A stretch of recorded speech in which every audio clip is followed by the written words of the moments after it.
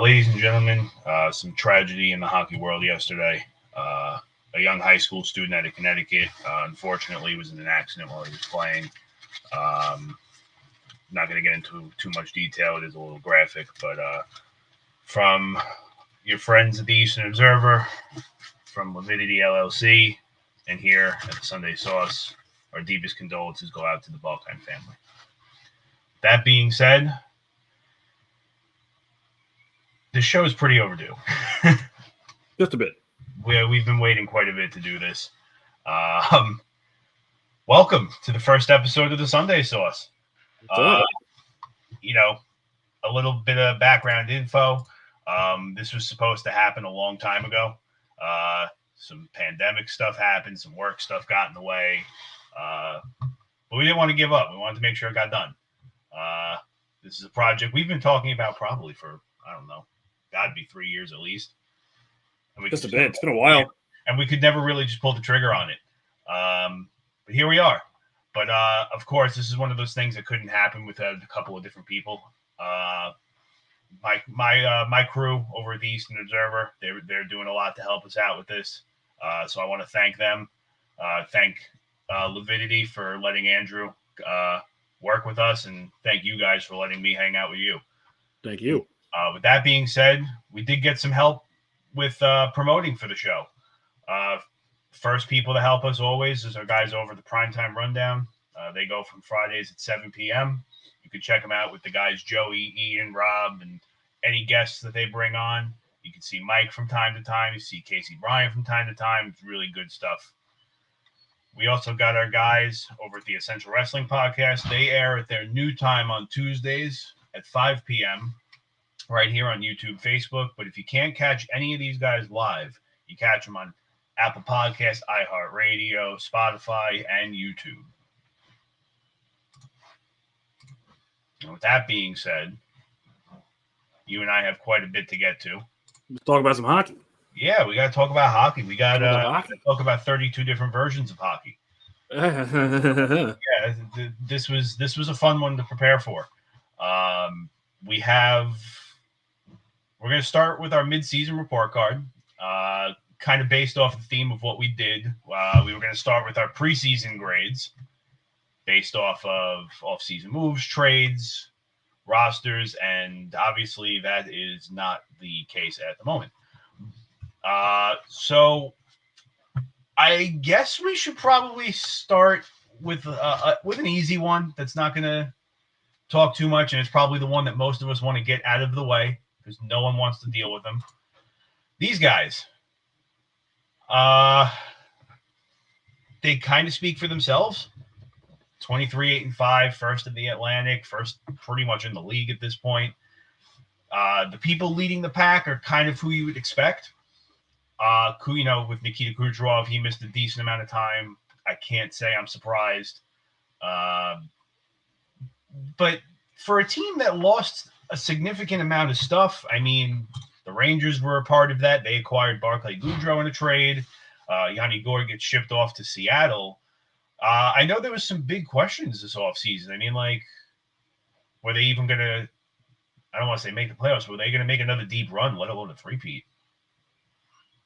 So upset. Like, it's the Tampa Bay Lightning. Like, they're going to, it's by the script. They're going to be good. They're going to be really good. They got Vasilevsky in net. They're going to be nuts. They got Kucherov. He's going to be on long-term IR for a couple months. He's going to come back. He's going to score some goals.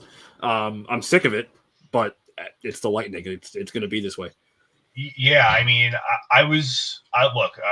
me and the Lightning, despite what my sweatshirt says, I mean, me and the Lightning got some beef, 2 years worth of it, as a matter of fact. So I don't think there's anybody who might want to see them finally get them out of the way more than myself or just Islander fans generally. But to say you're surprised would be insane. How could you be? Yeah, I mean, with everything, like we said, with Kucherov, he's going to miss half the season, go down, and people are still going to complain he didn't win a Hart Trophy. Yeah. And then they'll make some kind of trade for some $30 million player, play with 3 teams worth of salary, and win another cup. That's just how they roll. it's kind of hard not to give him an A. I hate to say it, especially absolutely, yeah, especially because people don't see. You hear Yanni Gord, you hear Barclay Goodrow, you don't really think like, oh, all right, whatever. All right, they'll be fine. They'll replace them.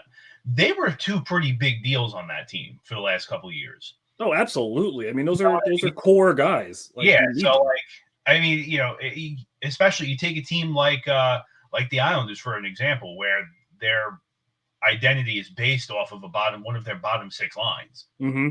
You know what I mean? It's like people don't realize, especially when a decent chunk of last year, because of injury and whatnot, Yanni Gordon, Barclay Goodrow were playing on the same line.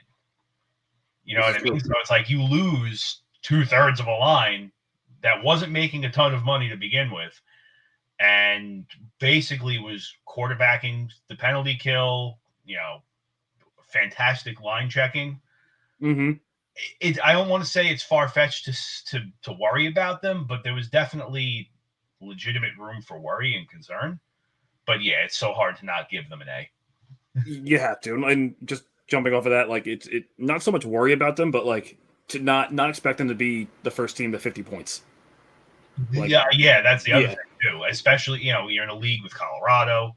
I mean, Nashville. Mm-hmm. Out of nowhere again, and we're going to get to all these guys at some point today. But I think, if I remember correctly, looking at the standings, 1st through 8th overall in the league is only separated by 3 points max. Oh yeah, the top teams are almost identical. The top 3 of the Metro is only decided by a point. Yeah. So I mean, kudos to them for keeping the momentum rolling. But stop. Please stop. Listen, for what it's worth, I don't think they make the Cup Finals this year, but it's the Lightning, so again, I could be wrong.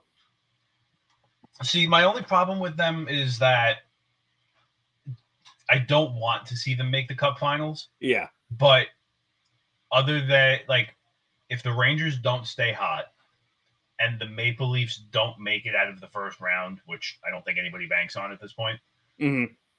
Who's going to stop them?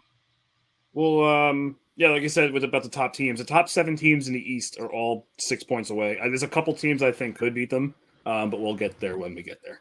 Yeah, I mean, that's probably not something we have to start worrying about more towards the trade deadline. Yeah. But it's still, on paper at the moment, I don't think there's really anybody in their way that's in the East.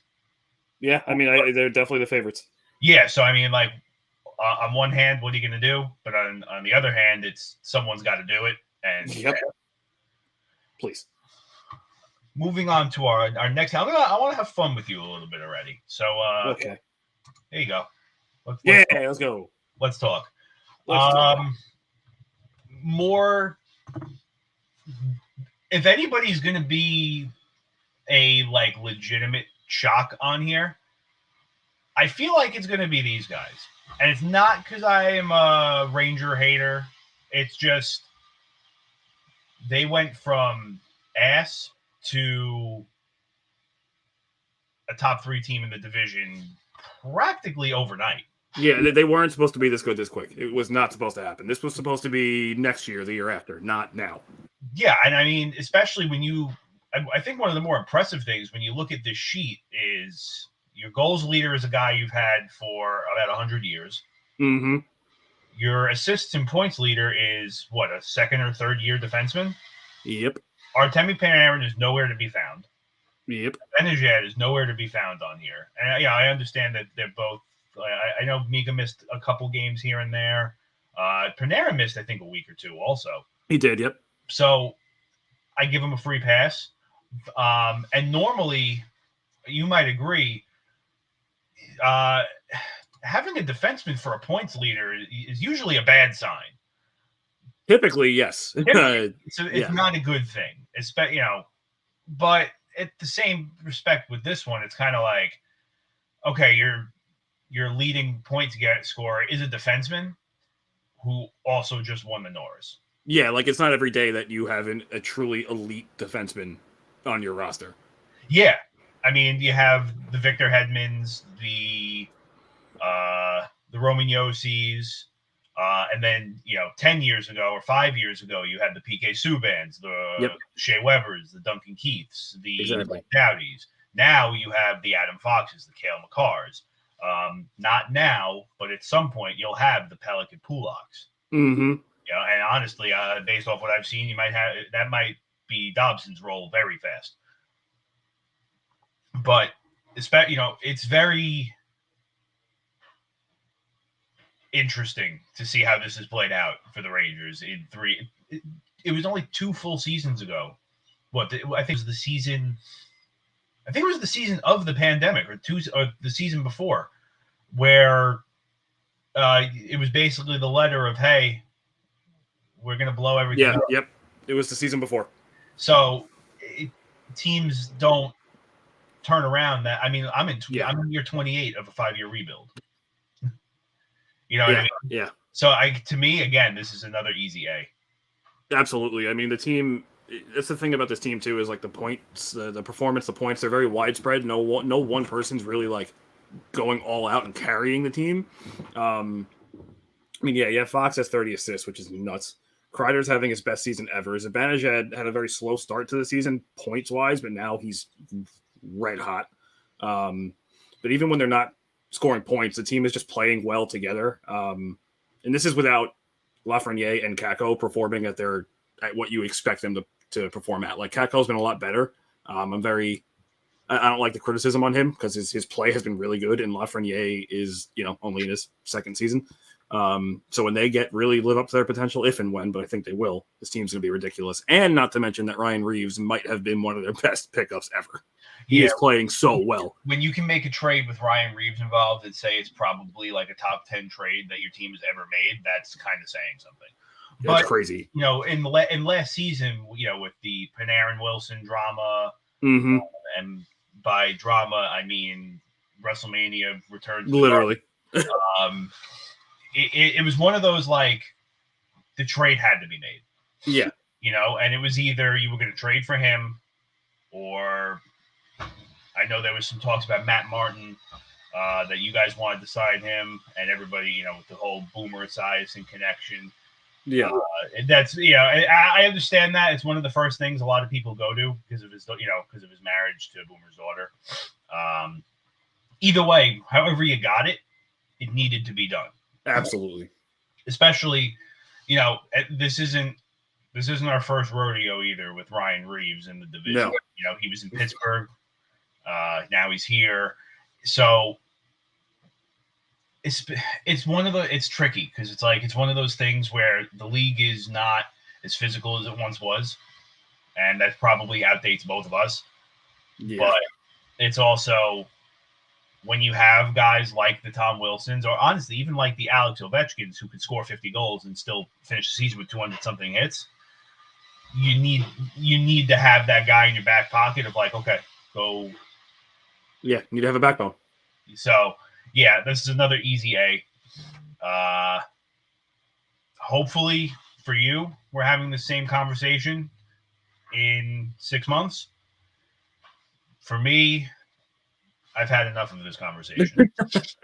I've been on the other side of that for a couple of years, so I get it. But for the first 2 weeks of the season, I didn't think it was going to keep up because Shesterkin was stealing games, but now the team's just playing well altogether, and I expect them to finish in the top 3 in the Metro. Well, see, my thing, I agree with you, and I feel for you, but, I was able to legally drink before I saw a legitimate playoff series. So, it's fair enough. Of those guys, because I'll keep us here for hours doing this, so let's get them out of the way. Ouch. Listen, they're one of the very few teams that I gave an F. Now, when I'm giving, there's going to be a team later that you've been excited to hear about. When I'm giving these grades, I'm weighing it versus expectations. And obviously the Islanders' expectation was a cup contender, and it has just completely evaporated. The teams have to stop. They have to stop partying at, like, the Hempstead bars and getting COVID because that's not helping them. And they just can't score. Yeah. I have to give them a D. Not because of any bias. most, if not all, Islander fans will tell you going into this season was going to be an absolute disaster.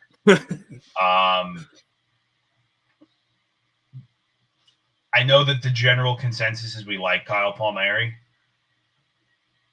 I don't. My thing is that for $5 or $5.5 million a year, he's not.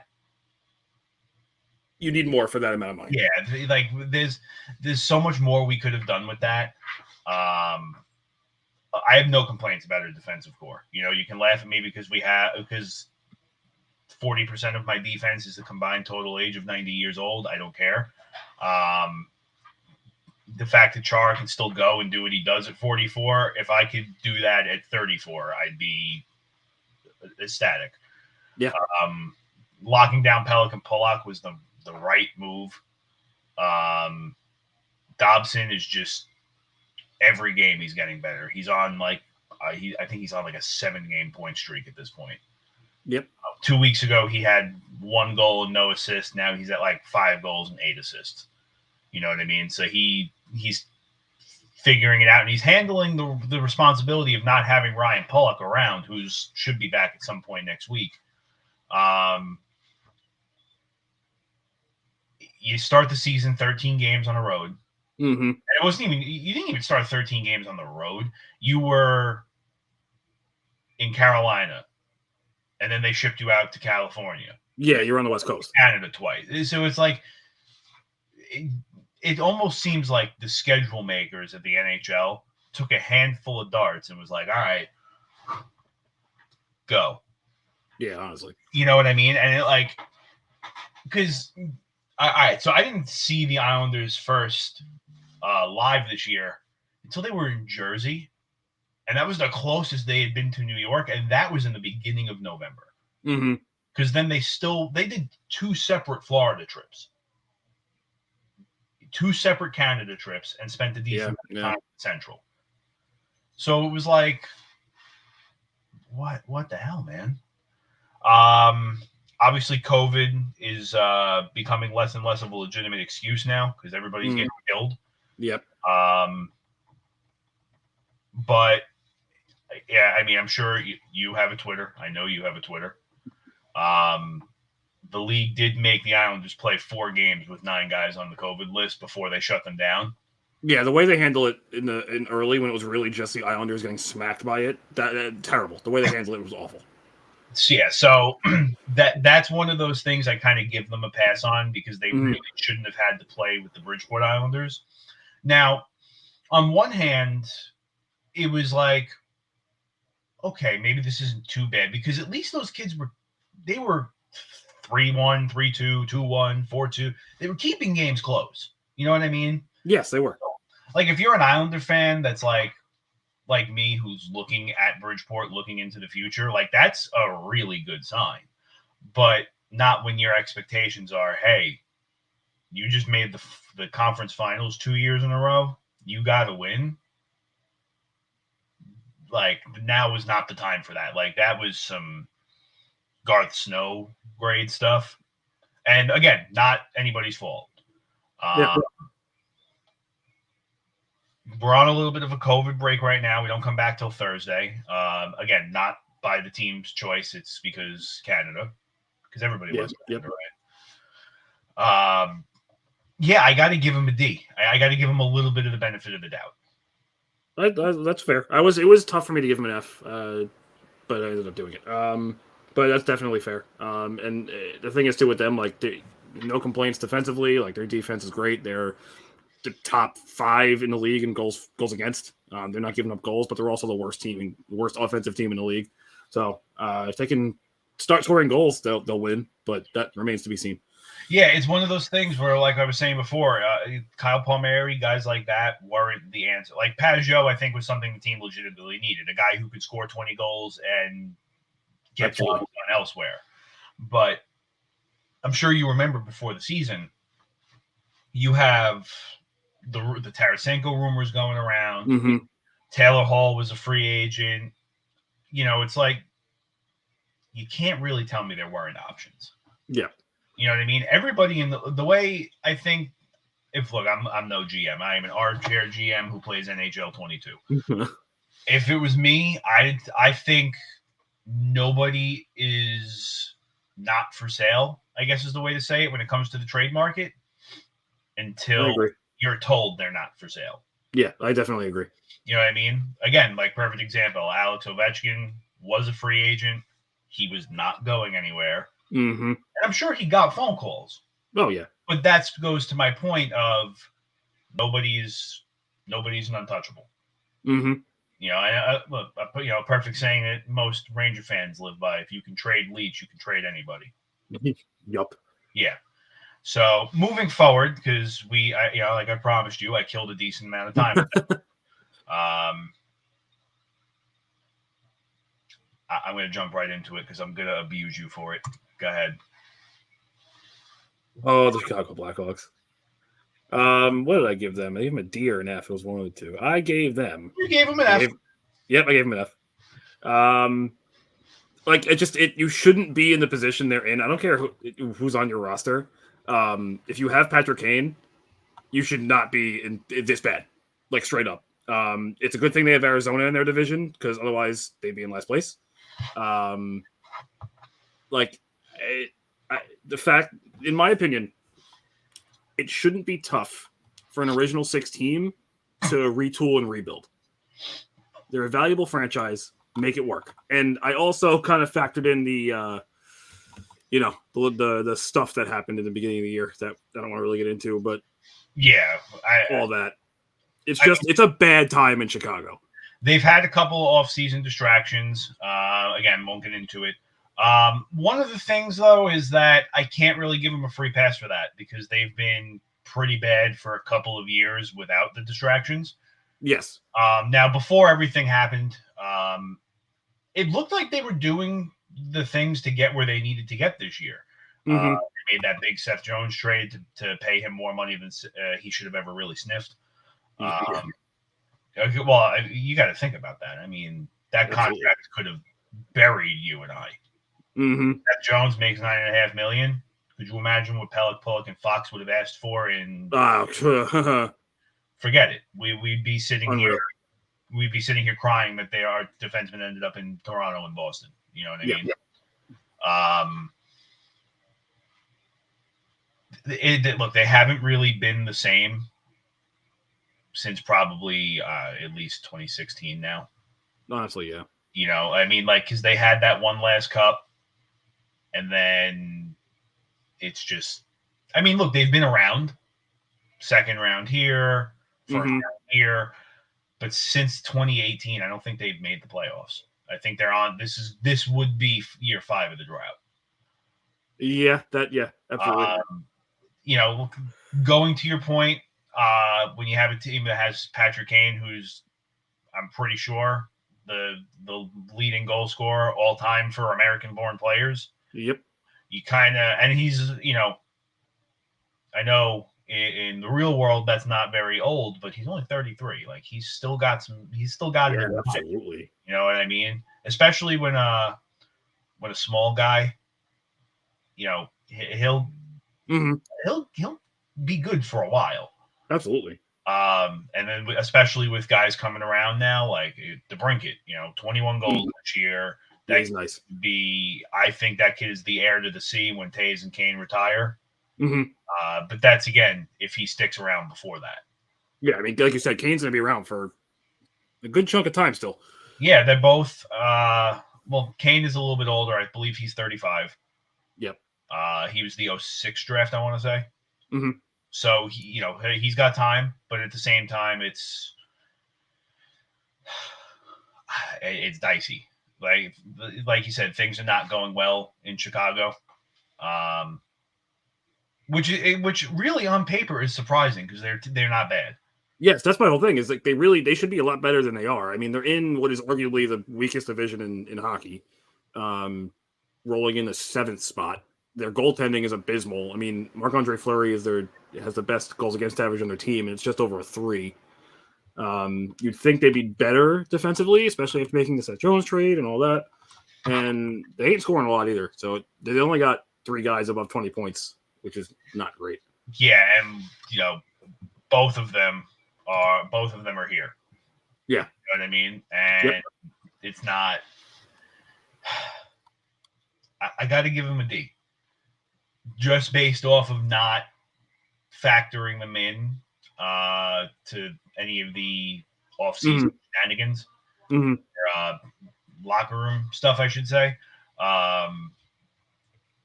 It was kind of expected, but kind of not.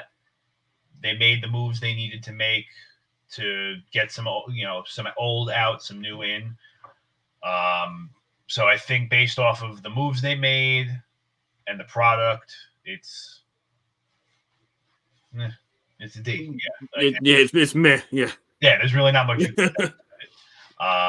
With that being said, justify not giving these guys an F. No one expected them to be good. No one expected anything from this team at all. They are exactly where I expected them to be. Garbage. Well, the only problem I have with you saying that is nobody expected them to be good, but at the same time, at the same respect, nobody also expected them to skip out on rent. Yeah, that's fair. No one expected them to. What was it? 2 years ago or last year? Or, it might have been even 3 years ago at this point. No one expected them to tamper with the draft. Oh God. You get an F just for being dumb. Yeah, I mean, the only thing good about this team is their logo. Yeah, I mean, to bring back the Kachina. I don't even know if I pronounced that right. I'm still half asleep. Did I get it? Nice. I think so, yeah. Whatever. And that's really just like, at this point, that's a poor excuse at ticket sales and marketing. Oh, God. There's just not a lot to say about him. Like this. Yeah. Not. I mean, look, if anything, prayers for Phil Kessel, prayers for Jacob Chikrin, prayers for Clayton Keller, Dylan Cousins, get them all out of there. Honestly, yeah.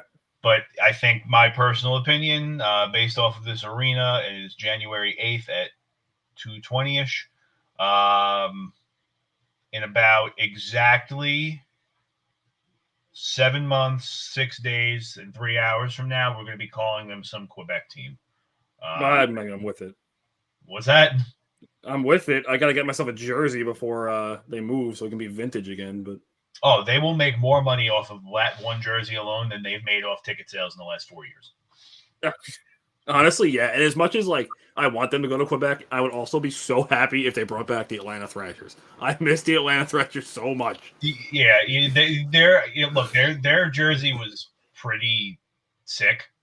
Their whole uniform was great. I mean, if you think about who was on that team before they moved, most of them are still on that team. Yeah. Up in Winnipeg, but I mean, there's so many people you could bring back. You could bring back the Thrashers. You could bring back the Nordiques. Because I know Canada, even though they make up their own COVID rules through the league, I know they've been clamoring to get some more teams up there. The possibilities are really endless. I mean, absolutely. Hartford, I'm sure if you do it right and don't put them in a mall, they'll work. Yeah.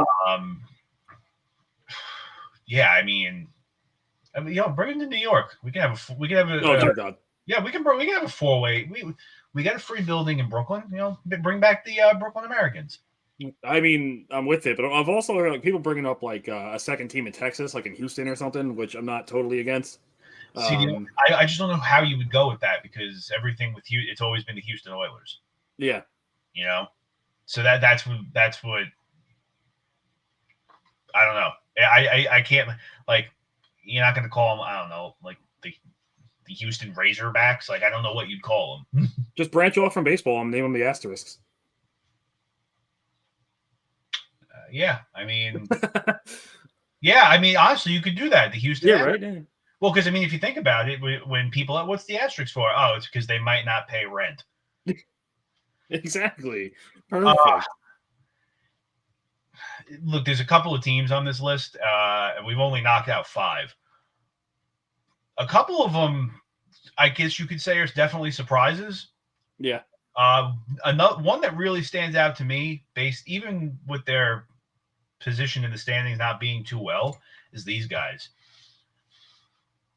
I They were mean, nasty in the beginning. look, they started nasty, which is a Buffalo trait. They always start. Yep.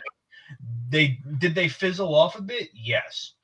But to even be playing with that 4th through 6th in the Atlantic, that's kind of a big deal for Buffalo, considering they just lost their captain and leading goal scorer and leading point scorer. But this is another one of those comedy shows. I mean, you don't let this kid get this surgery. They've had, I think, 6 coaches in the last 20 minutes. Yep. The one of the bright spots looking at this, between their goals, assists, their point, their kids are producing. Oh yeah, Tage and Rasmus, they're Dylan Cousins. Like, they got a lot of stuff to be happy about there. My big problem with them right now is if you go on their website and go to their roster, there are 4 goalies. Figure it out.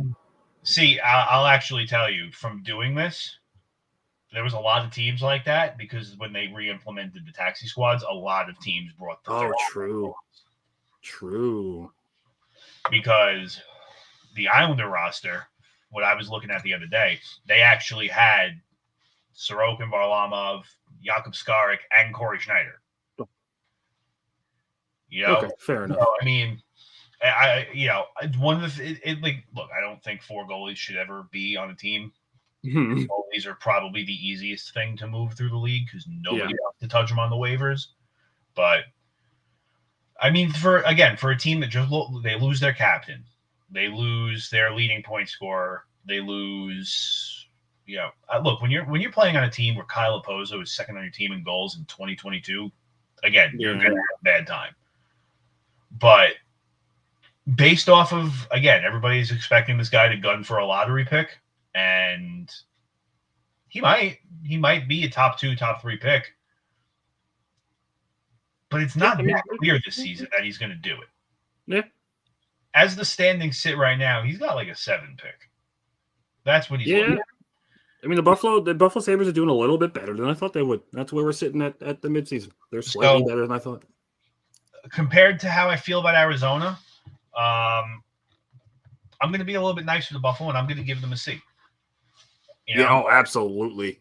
I am so much more positive on Buffalo than Arizona. It's not even close. Yeah, not even about being positive. It's that Buffalo, they didn't make many moves other than what? They got Alex Tuch back in the Eichel trade.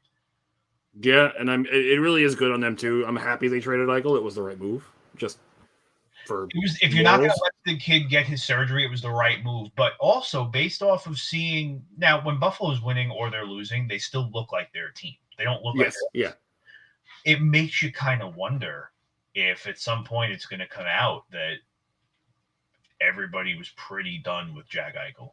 Yeah, absolutely.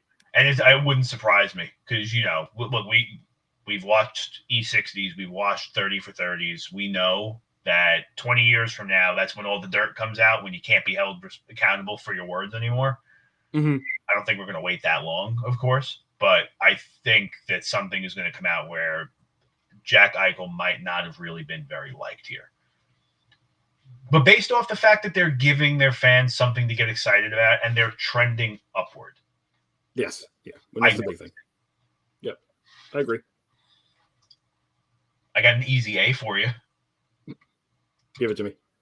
Oh, shit, come on. Yeah. Easy A.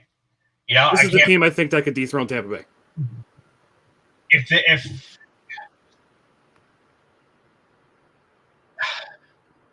there's one factor in that's the big if.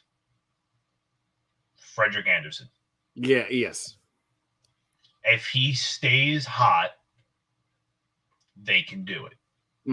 Look, the key with Tampa that I think everybody misses, you got to get them early. Yeah, yep. Carolina is a team that's very good at getting to people early. Yes. 2 years ago, they swept the Islanders 4-0. After they had just beat, I think, Boston in the first round in 5 games. And then they lost in the who'd they lose to that year? No, I'm sorry. They lost to Boston that year in the conference final. They beat Why am I drawing a blank? Oh no, they beat Washington. Yes, they beat Washington. Yep. And they swept the Islanders, and they Yep. beat Washington in 6 games or 5 games. I think it was 6. So either way, their MO is get them and get them fast. Mm-hmm. The longer you let Carolina stick around, the longer you let Tampa stick around, the harder it's going to be to get rid of them. Also, the big thing with Carolina is you know it's a one-man show over there as far as point production. The scoring numbers there are a little deceiving. Aho is obviously leading the way. Yep. But everybody else under him is fairly well-rounded. They are. I mean, they got a couple guys over 20.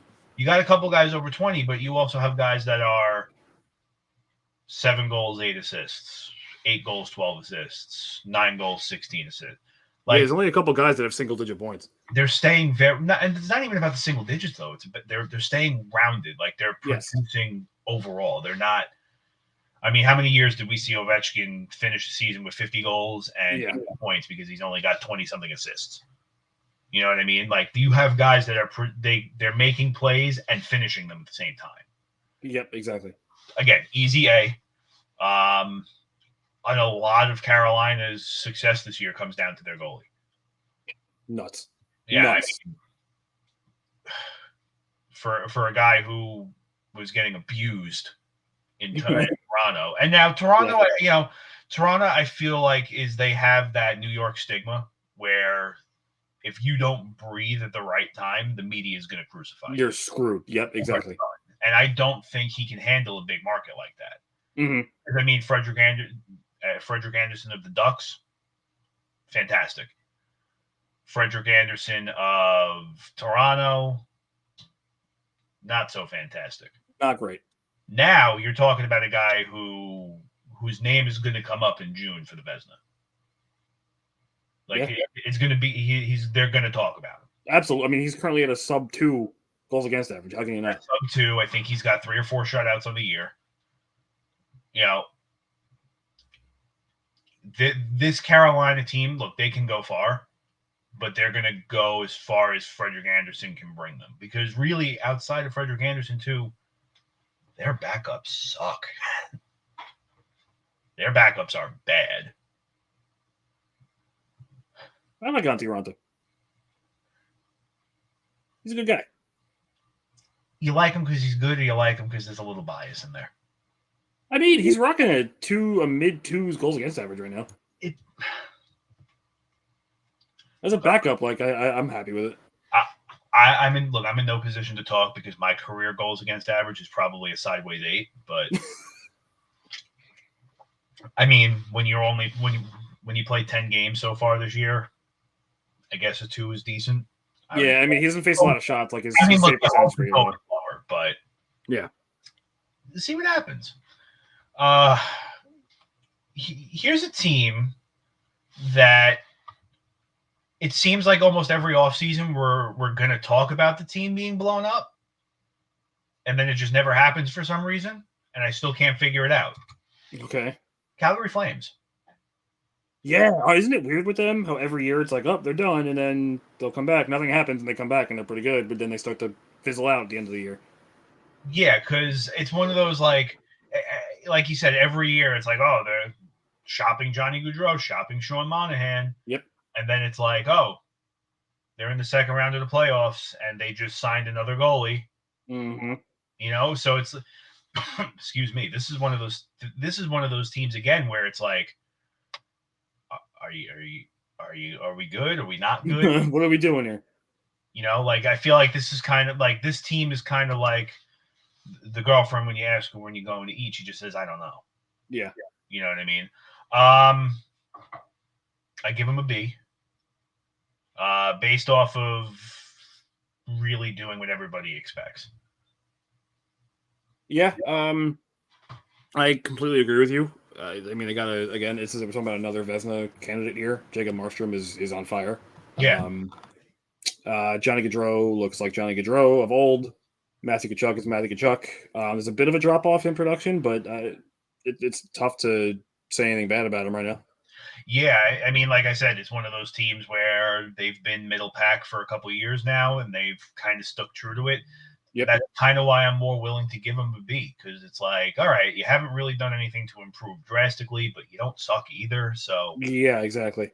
it's one of the, you know what it is? It's the best way to say it. It's watchable hockey. Yeah, there you go. You know, you got a 50-50 shot every night. Whatever happens, happens. Yeah. You know, we talk about easy A's and stuff for the last couple of days. Or days. Oh my God. This is what happens when you wake up at 1 o'clock. You talk about easy A's for the last couple minutes now. I have an easy B for you. Easy B, okay. I have an even better for you. I have an easy B minus for you. Okay. Oh my God. That's like the definition of a B minus. This is a B minus team. Yeah. When you talk about a team that's got Connor McDavid and Leon Draisaitl on it, I mean, as you could see, look, they run the pack. Yeah. They don't just run the pack; they run an entire league. First and second in the league in points. I'm pretty sure Draisaitl's at the top in goals still. McDavid's at the top with the assists. I mean, I really look. I could have put the NHL logo here instead of the Oilers logo, and it's still the same thing. Yeah, absolutely. You know, but at the same time, when you have a team with these guys on it, they should have won like 5 cups. They should be better. They should be in first place, and that's actually why I wouldn't have been mad had you given them like a C or something, just because they should be so much better than they are. They're defensively they're so bad. They're terrible. I don't blame like Darnell Nurse or anybody. It's just they just give up too many goals. I don't get it. Yeah, I mean, Darnell. Their goaltending's bad. Let's just be real. Their goaltending is bad. It's really bad. You know, okay. I don't know if you remember this. A little history lesson for you, going back to about 2009 to 2011. Okay, Mikko Koskinen was my problem at one point. Okay. It was hard to be a goalie on the Islanders in the late. Well, it's still hard to be a goalie on the Islanders, but you know, when we had guys like him and Dwayne Rolison and Wade Dublowitz, Jan Denis, none of the guys I just named outside of Dwayne Rolison had a shot of being a legitimate 60-game NHL starter. But we also, as fans, don't expect much from those guys, because it's like you're basically doing us a favor. Yeah, you know. Yeah, like you're making look, thanks for making sure we didn't forfeit, man. Yeah, exactly. He was kind of the same deal that we had with Sorokin, where he wouldn't come here until management was shifted up. Yeah. Because, you know, he did come here and he played 3 games and he did go 2-1, which he, you know, Islander legend Mikko Koskinen. I think he's one of those. I mean, look, Edmonton they're a bigger market now, but they're not like a Toronto market. They're not a Ranger market. I don't think Mikko Koskinen can handle even a middle-sized market. I could agree with that. Because, I mean, look, you see a couple days ago, him and his coach are having they're verbally going at each other through a reporter. Insane. You know, and it's one of those things where he wasn't wrong either. You know, yeah. He can't score goals, and he can't, you know, when you're losing games 3-0, 3-1, 2-1, you know what I mean? See, I'm a goalie saver. Like, if your team loses 3-0, I don't think that's on you. You know what I mean? Definitely not. If your team doesn't score, there's nothing you could have done. But at the same time, a couple of nights ago, who was it? It was Arizona and whoever it was like an 8-7 shootout. Oh my God! Yeah, that's on you. 100%. On you. And you're just lucky that the other goalie sucked as bad as you did that night. Duncan Keith, you know, I see why he's there. You know, you get that veteran presence. Like, look, this is what you need to do to win. the offense really outside of the top two lines. It's not great. Yep. Yeah, I mean, look, it's been that way since McDavid really got there, and they're still a 100-point team. Yep. I mean, look, when two of your players are getting more points than teams do for the season, I mean, you think about it, McDavid and Draisaitl combined have more points than I think about 12 teams we're going to talk about. 100%, yeah. You know what I mean? Yeah, a B is like the safest bet I could give them because it's like I expect more, but I don't. But they'll be in the playoffs, and they kind of fall into that same category as Carolina. They're going to go as far as Mikko Koskinen can physically take them. Yeah, that's not going to be very far. I mean, when you're scoring, when you're a top team in the league in goals for, and your goal differential is only like a +2, that's not good. Yeah. And with a team like Anaheim playing as well as it is, like it's going to be harder for them to make the playoffs. As of right now, they are clinging on to the last wildcard spot. Yeah, I mean, I think they'll make it no matter what. I don't think they're going to have to worry. I do too. Yeah. Unless they have a significant injury that's really going to, hurt them. Oh, let's see. Who do we want to talk about next? Because now we're starting to get into the teams that I hate. Tell you what, I just got an update on my phone. Maybe you got it. Let's turn our attention to the Sharks. I also just got that. Yep.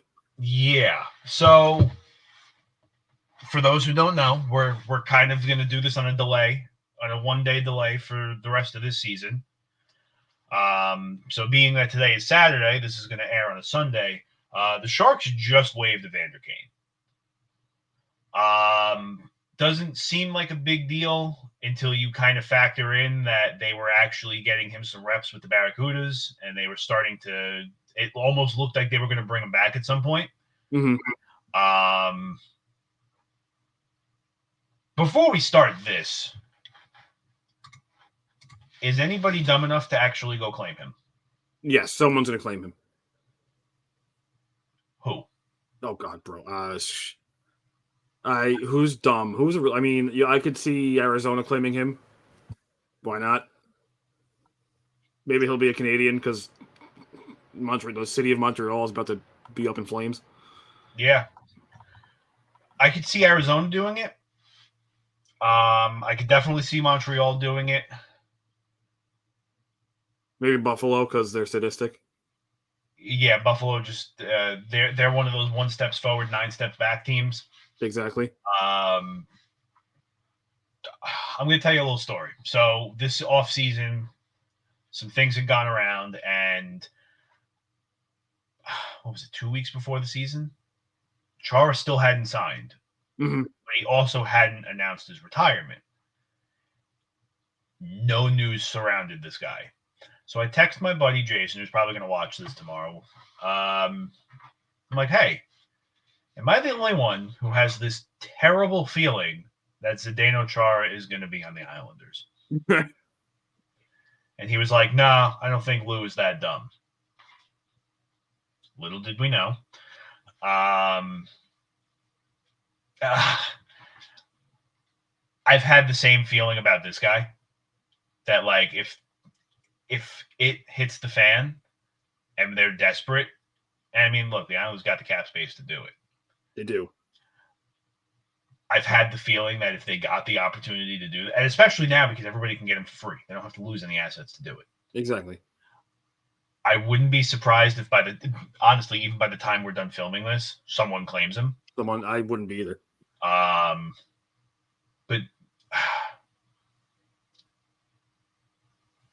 I don't know how I would feel about it if he got here. I wouldn't want him.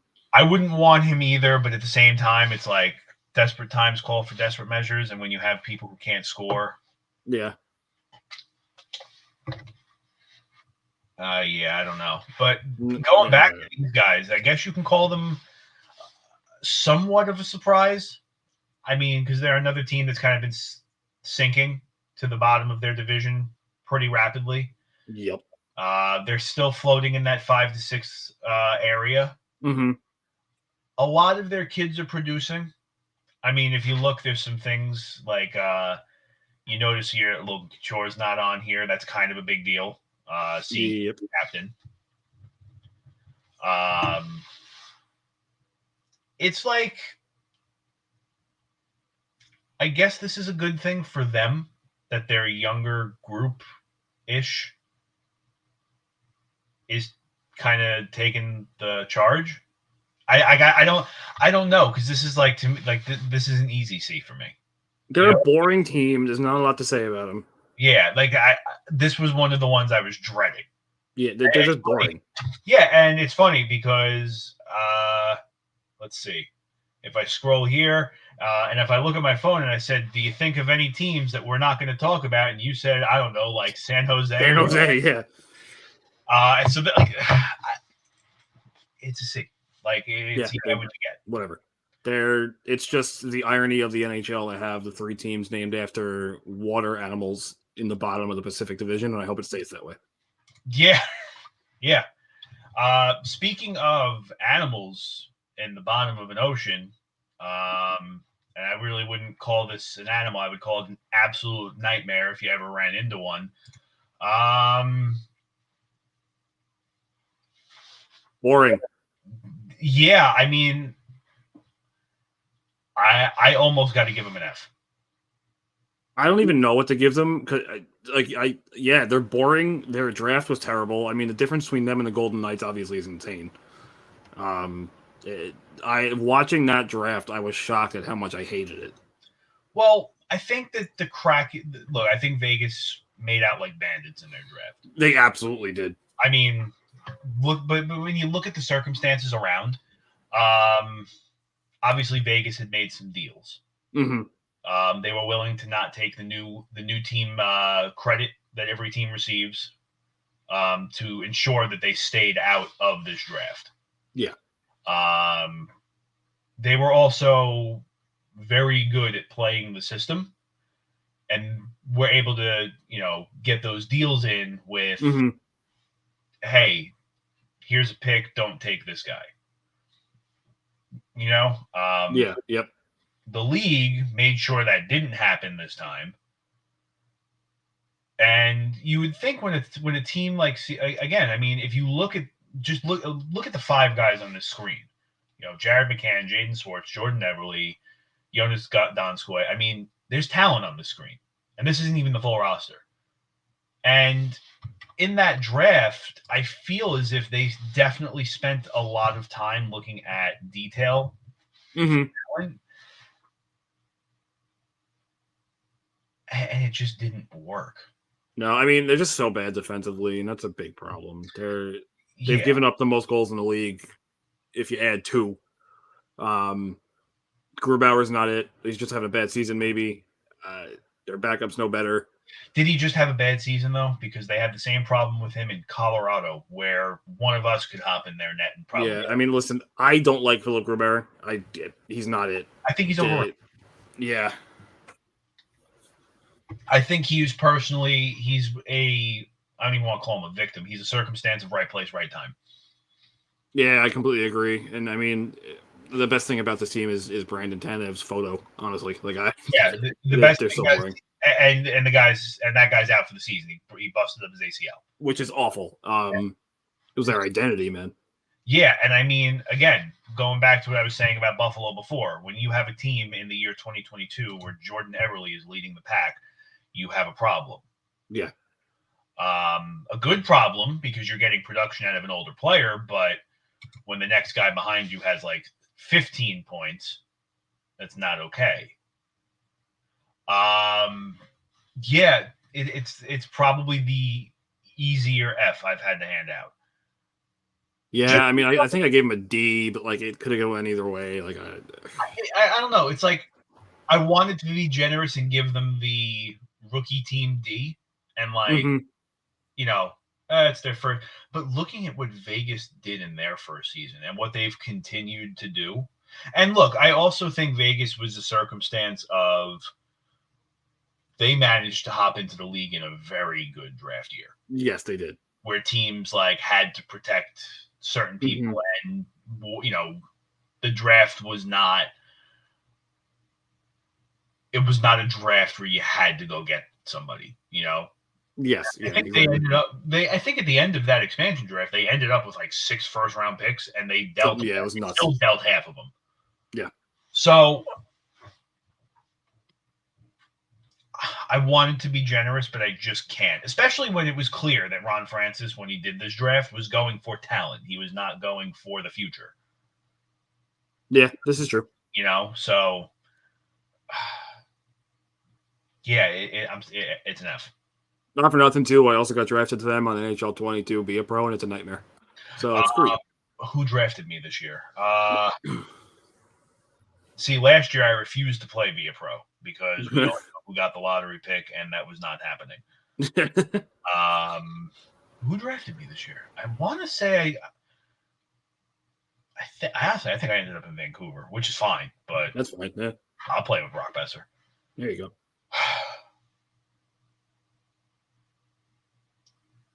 The Devils got a puck magnet on them this week.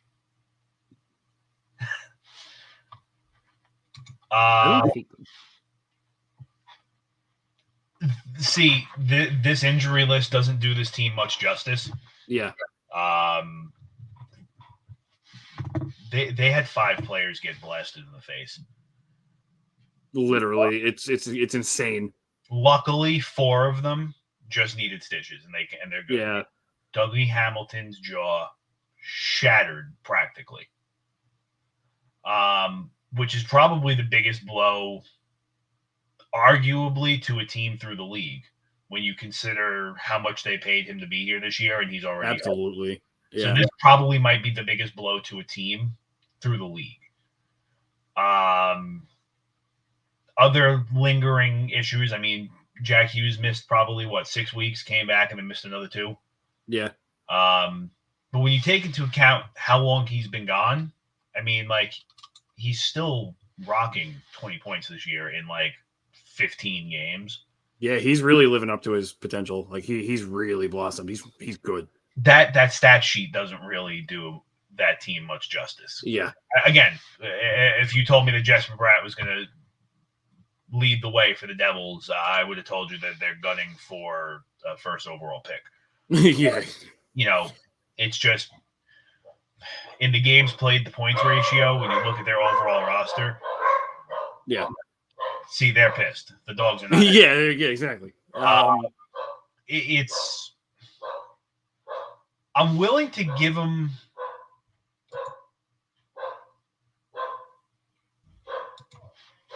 I'll give them B. I also gave them B. Based off of, I mean, look, the last couple years, it was guaranteed that the bottom of our division was going to be the Devils, the Flyers, and maybe Columbus, depending on what mood they were in. Yeah.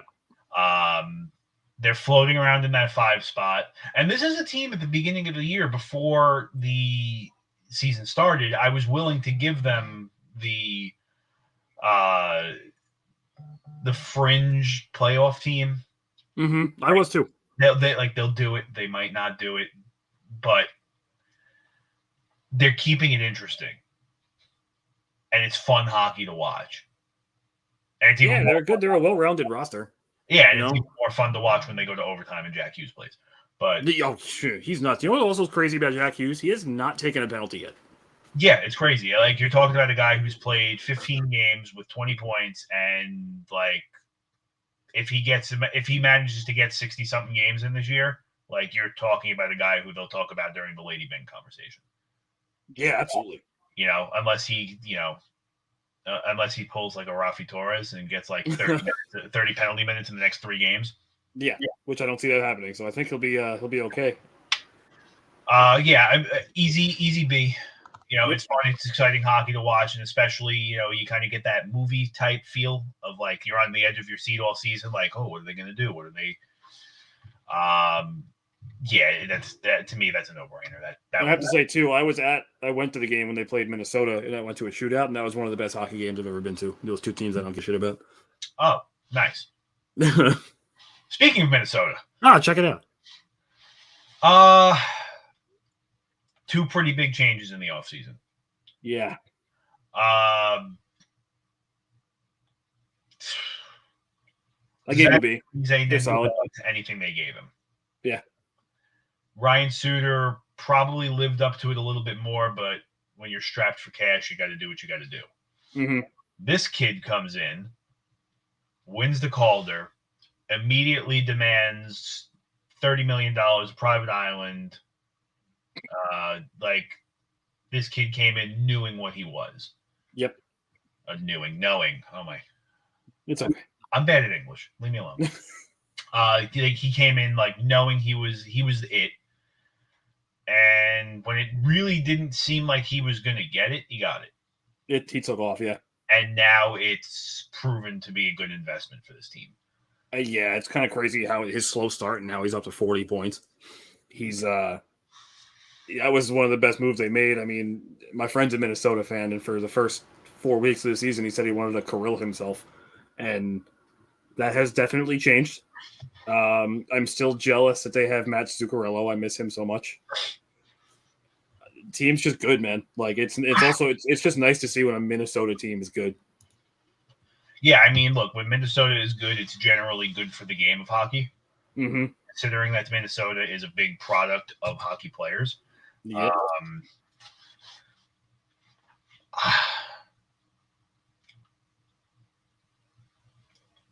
I'm almost willing to give him an A. I'm more willing to give him a B. Yeah, I agree completely with B. I would have given them an A if they were up a little bit higher in the standings, if they were maybe second. Just consider based off of their off-season moves. I mean, yeah, losing Parise and Suter doesn't hurt them terribly, but you're also talking about you lost two of your captains. Yeah. You know what I mean? And even with Parise and Suter, the team wasn't really able to accomplish much past the second round.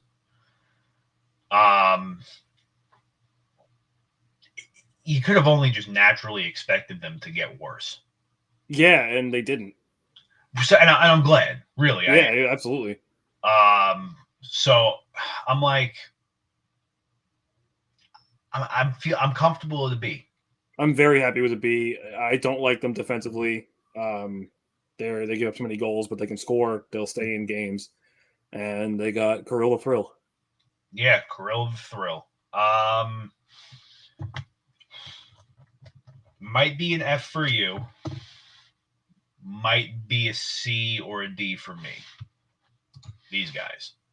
The Montreal Canadiens. They were an F for me. Remember when they were in the Cup Finals? Remember that? Pepperidge Farm might. You remember when Cole Caulfield was great? Remember when he was up and coming and amazing? And now he's bouncing between AHL and NHL? Yeah. I mean, this is one of those teams that I kind of give him a D. I give him a D based off of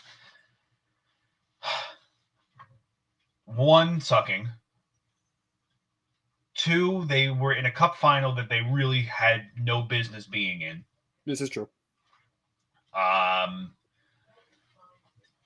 See, everybody wants to say, Tampa needed 2 half seasons to win a cup, or if the roles were reversed, it would have been the Islanders needed 2 half seasons to win, or Dallas needed a bubble to win.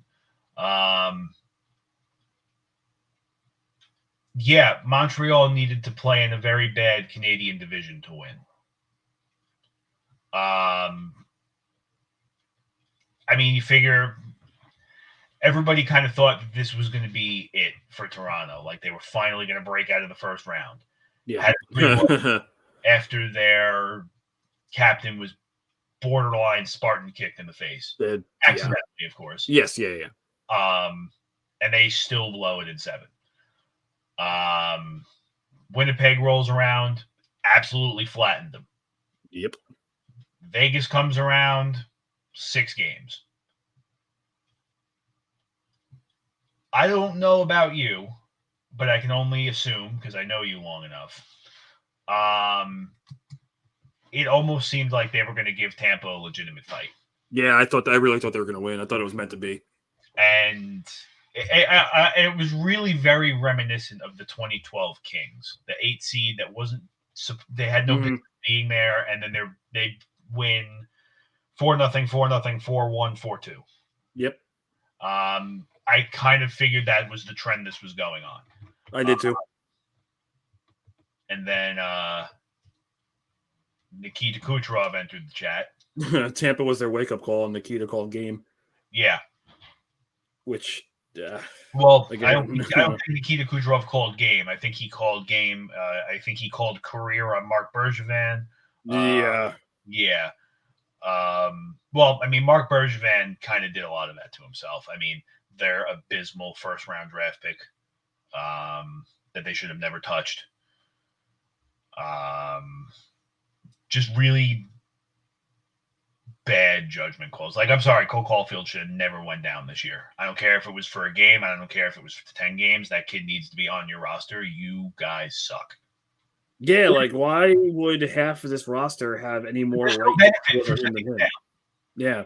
Like, if he, all right, like, if he's coming back from a broken ankle and you want him to go get 10 minutes in AHL, like, okay. Yeah. Okay. I've seen people do that before. You sent him down, and they sent him down in the middle of a point streak. Like, he had like a 4 or 5 game point streak going. And they sent him down. I give him a D because it's like, yeah, they're a cup final. They're the defending semifinal champion, but if you thought they were going to do that again, you're insane. No, I just didn't expect them to be this bad.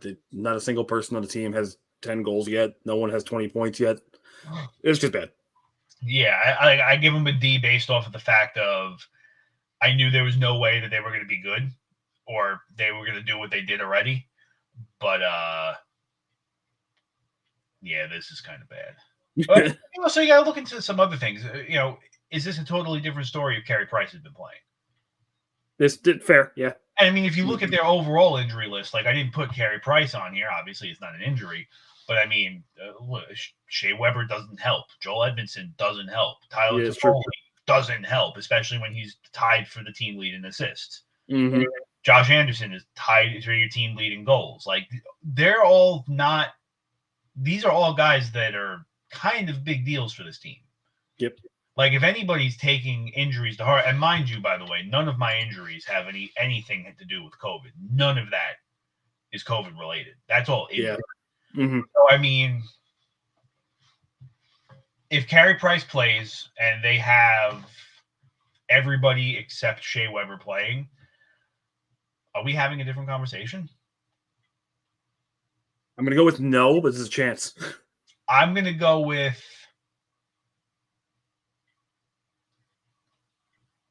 we're probably having the same conversation with a little bit more of an optimistic tone. Yeah, a little bit, yeah. Just because, again, I don't see how you can expect much out of a team where they basically have a starting lineup out. Mm-hmm. That team is getting absolutely abused with injuries. Yeah. You know who isn't being abused with injuries? Tell me. Dallas. They're being abused by everything else. Yeah, they're getting abused by the rest of the league, but not injuries. Yeah, not injuries. The ageless wonder, Joe Pavelski, leads the way. Love him. Which is kind of it's kind of a shock when you think about a team that staffs Jamie Benn, Tyler Seguin, even on the defensive end with Miro Heiskanen and John Klingberg. I completely forgot. Bottom 10 in goals for. They cannot score. Yeah, I completely forgot about Alex Radulov. Like, when you're staffing this team, I mean, Joe Pavelski is kind of the last person I'm expecting to be at the moment. They're bottom 10 in goals for. They're top 10 in goals against. Their goaltending is great. Jake Ottinger is awesome. And so, obviously, Braden Holtby is awesome, but they cannot score. Jamie Benn and Tyler Seguin haven't been the same in years now. So, as somebody who claims the Dallas Stars as their second team, Would you see Ben and Sagan on the move anytime soon?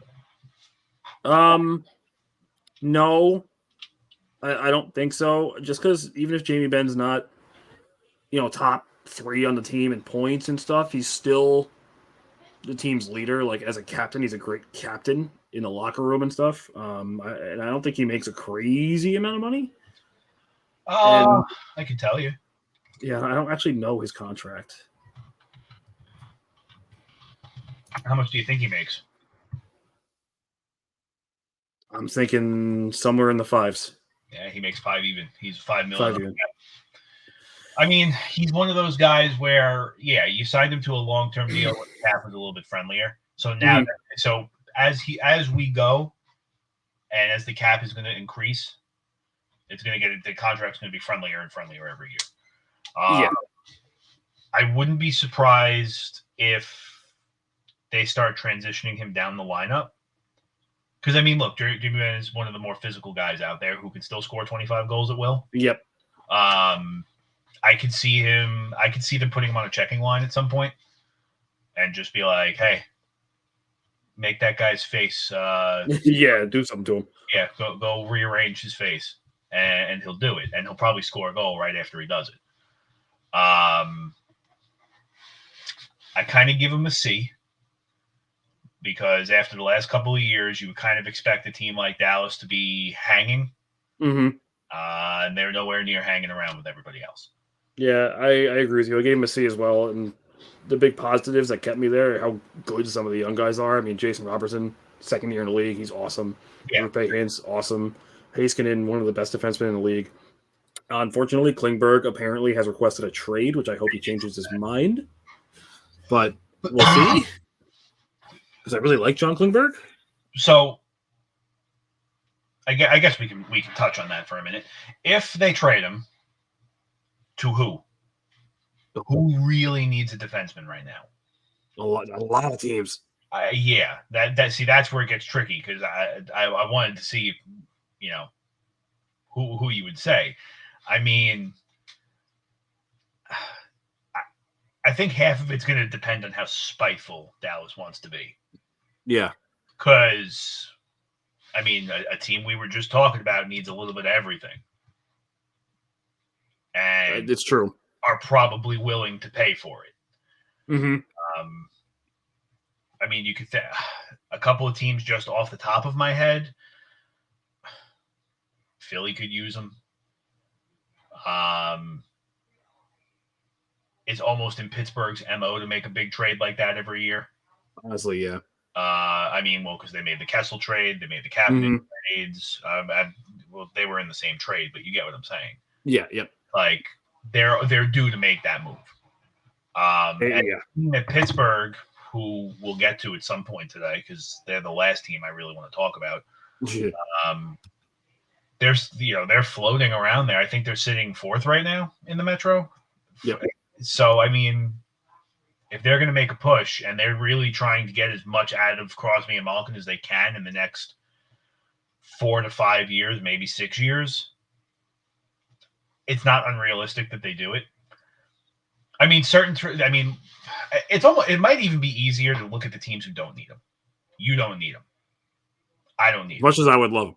Yeah, I don't need them. You don't need them. You know who really needs them? Tell me. Edmonton. Yeah, this is true. Edmonton needs that kid. The Devils, honestly, could even use that kid. Yeah. The Devils could use him. Florida can use him. Nashville probably shouldn't touch him. Probably not. Anaheim could use him. He's still young, and they have a young core coming up, and they can bring them all up together. Anaheim could absolutely use that kid. Yeah, you could see Vegas. Vegas is another one of those. Could see Minnesota. Minnesota could use him. Hell, Chicago can use him. Yeah, and that goes down to how spiteful Dallas wants to be, where they send him. That's really what it comes down to, because they could bury this kid in Buffalo, or they can give him to Vegas, or they can give him a shot to go somewhere. Yeah. I don't think Klingberg has a no trade. I don't think he does either. So that's where this is probably going to get dicey. Yeah. As far as Dallas goes, again, I give them a C. Totally agree. Yeah, it's like I expected more, but Dallas is also that team that could be in 7th this year and 2nd next year and then 6th the year after. They flip-flop nonstop, and I don't see them coming in top 3 in that division, let alone the wild card. They're not going to dethrone Minnesota, Colorado, St. Louis, or Nashville. Yeah. You know who doesn't flip-flop through their division every year? Tell me. Colorado. No, they don't. They're disgusting. They're always a top 3. Most of the time, the last couple of years, it's been a top 1. I see this team as, if you have a team with Gabriel Landeskog, Nathan McKinnon, Mikko Rantanen, Bowen Byram, Cale Makar. Do you see where I'm going with this? Gross. When you have a team with those 5 guys and Nazem Kadri is your points leader, you couldn't be in better shape. Yeah, they're absolutely disgusting. And that's one of those things, again, where if you told me if Kadri was in Buffalo and he was leading the team in points, we'd be looking at each other. That's the guy who's going to lead the way. Yeah. But the fact that he can lead the way on a team with those guys, yeah, could be alarming. I understand that, because if he's got 40 points, they should all have 800. But yeah, at the same time, it's also,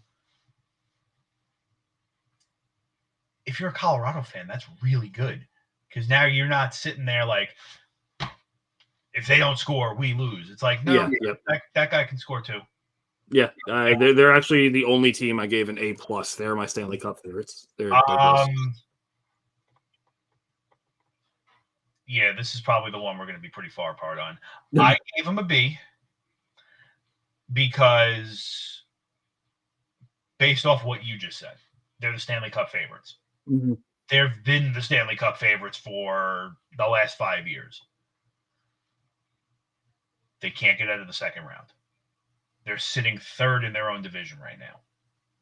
Take games in hand into account on that, because they have played a bunch less games.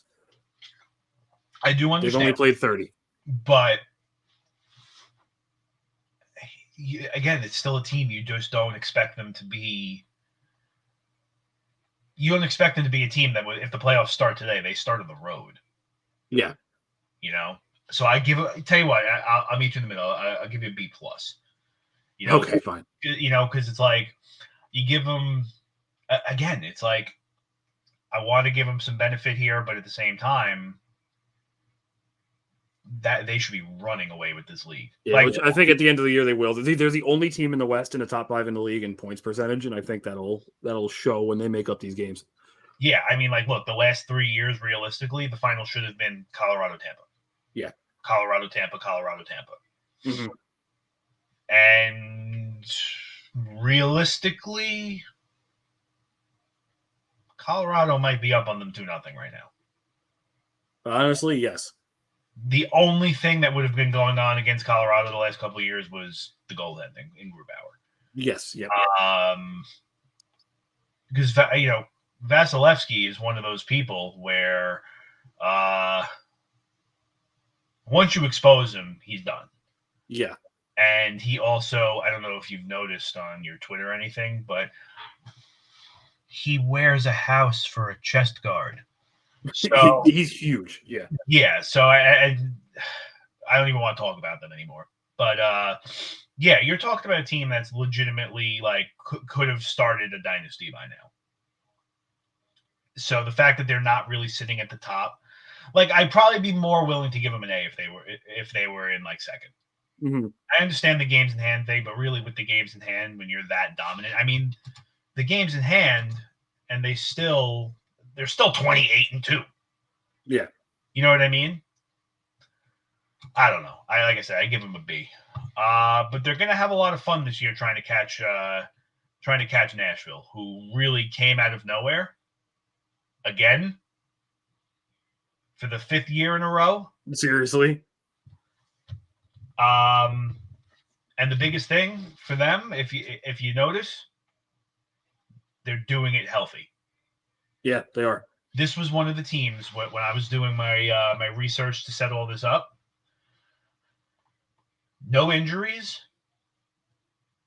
only one player in COVID protocol. Yeah, it's crazy. And in a league now where you're basically, it's a race against the COVID, that is huge for them. And this is another one of those circumstantial teams where your leading point scorer is a defenseman, and that's not a bad thing here. Not at all. I mean, this roster's stacked. Yeah, I mean, it seems as if Matt Duchene has found a second wind here. He's going off.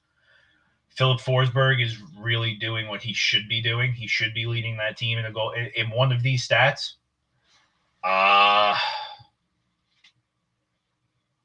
easy A. Yeah, I completely agree. What bad can you say of them? And their goaltending is nuts. UC Saros is crazy. Yeah, I mean, that's a kid that we all knew for the last 3 years was the heir to Pekarine's throne. It was just a matter of when Pecorine was going to get bored. Yeah. I did think he was going to cup chase, and I did think he was going to maybe go to like a team as a backup for like $5 just to see.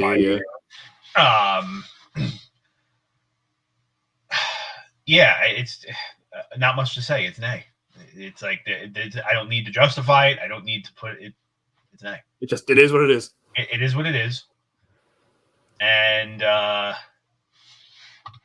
that's the bottom line because we said so. Not exactly. Other guys said so. You know who's another easy A for me? I got a couple of answers, but okay, yeah, 100%. Easiest A probably on here. Again, another team floating around floating in the lottery every year. I know their standings aren't great. They're 5th in the Atlantic, 35 points, only 16 wins. But when you're in the Atlantic with Toronto and Boston, Toronto and Tampa, 5th place might as well be 3rd. There's only a 1-win difference between them and Boston. Yeah, like if Boston is to lose today and Detroit pulls a win, we're talking about the 3rd place Red Wings. Yeah. And they'd be in a wild card spot. Yeah. I mean, not too many significant injuries going on here. Probably the one that hurts them the most is Rana. And that one probably doesn't even hurt many teams that much. No. Disrespect, it's just the facts. The rookies are showing out. And I know we're going to talk about them later. Dylan Larkin is doing what a captain should do. Yep. More impressively with this whole thing, it's very nice that Lucas Raymond is leading the way in the assist column. It's very impressive to me that Mo Seider is right next to him. Yup. That kid was okay. So I didn't even know who this kid was. Me neither. Started. I know you don't play Ultimate Team mode, but did you used to play? I tried, but nothing is as good as MLB The Show's Diamond Dynasty, so I'm spoiled and I can't go to anything else. Agreed. They do the evolution cards. And basically, like, every time he scores a goal, like, his overall goes up 2 points. Okay. And I pulled his card out of a pack. Oh, you love that. And I was like, all right, that's cool. I've never heard of this kid, but let's see what happens. And then he scored, like, 3 goals in 4 games right after it. And I was like, I love him. Jackpot. So then it turned into, how it usually goes, 3 a.m. You're like, who is Moritz Seider? And you find out that this kid was actually like contemplated to be a first overall pick at some point. Yep. Yeah, easy A. Yeah, Detroit's rebuild is going very nicely. Yeah, I mean, don't get me wrong, it's a slow rebuild, but the NHL is a marathon, not a race. Exactly. I mean, you think about how think about how bad Chicago was until 2010, and then they dominated the NHL for 7 years after. Yeah, I mean, they're going to run another playoff streak probably at some point. I see them as the Rangers, but 2 years behind.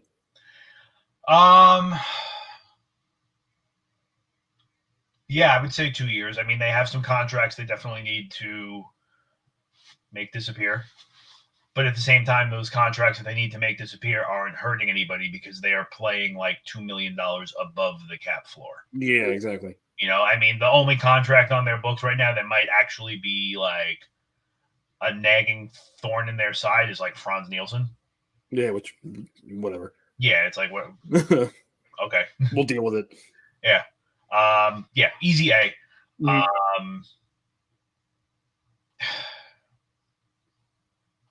Yeah, it's getting to that point where there's just not a lot to say. It's just if they some teams it's not that deep. It's just surface level. Like this is what they are. Because it almost sounds like we're trying to reach for stuff, but yeah, some teams it's just not that complicated. Hey. Yeah. How do you feel? Right. I feel. I don't feel great at all. Yeah, I'm feeling.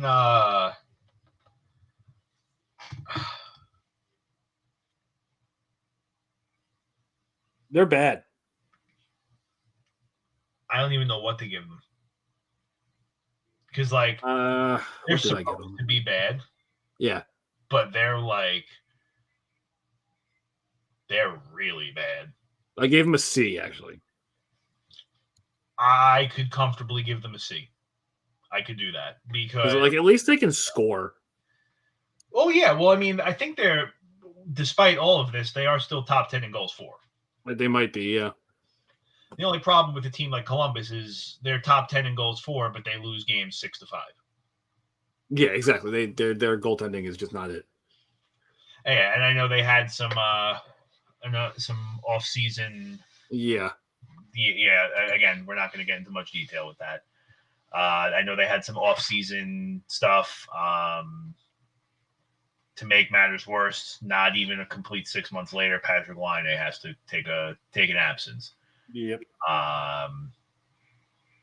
It is a bad time to be a Blue Jackets fan as far as the on-ice product goes. Mm-hmm. I mean, you think about, Cam Atkinson's departure was not taken well.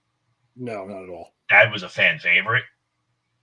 And ironically enough, they eat him alive in Philly now. Yeah. I'm still not sold on Merzlikins as a starter. He's okay. I think he needs work. I think he'll be okay. Mm-hmm.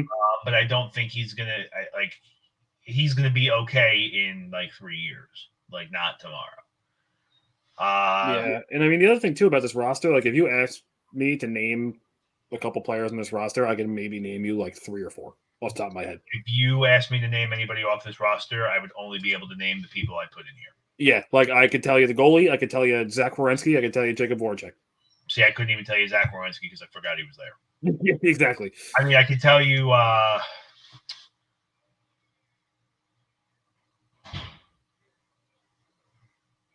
exactly. Yeah. That's they're screwed. They play in the Metro, they're screwed. They're gonna be bomb dwellers for a while. Yeah, this is not the division to be like this in. Yeah, I mean, and we both know the NHL is not afraid to shake up their divisions if they have to. Yeah. And Columbus is justifiably close enough to send them to the Atlantic. Mm-hmm. I don't see them doing it, but I could absolutely see them doing a Detroit for Columbus swap one time. I definitely could see that. Yeah, because Detroit, if you think about it from where we live, Detroit is an hour and a half plane ride. Yeah, it's nothing. And if we drove there, it's a 10-hour drive. You know what I mean? Yeah. It's not Detroit's over there somewhere. It's over there. So. Yeah. I don't think that Columbus is ever really going to get there. And when we talk about relocating teams, this might be the next one in the discussion after Arizona. It could be. It definitely could be. It very much so could be. Mm-hmm. A team that's probably not going to relocate after a little fan resurgence and popularity of the team, probably these guys. I mean, how could you not love them? I can give you a couple of reasons. I know you can. Well, let's see. I don't love anybody except my girlfriend and my parents and my sister. Adorable. Other than that, I don't care about you. No offense. I mean, look, when hockey does well in the warm weather states, it's a very good thing for us. Mm-hmm. It's even better when they're a top 2 team in the division that staffs Toronto and Tampa, which is such a bad example, but when you turn on the NHL network and Toronto or Tampa is not on your screen, it must be a new episode of something. It's a happy day. Yeah. Again, kind of the guys you would expect to be leading the pack here. How Jonathan Huberdeau wasn't named the captain of this team a couple years back kind of still is mind-boggling to me.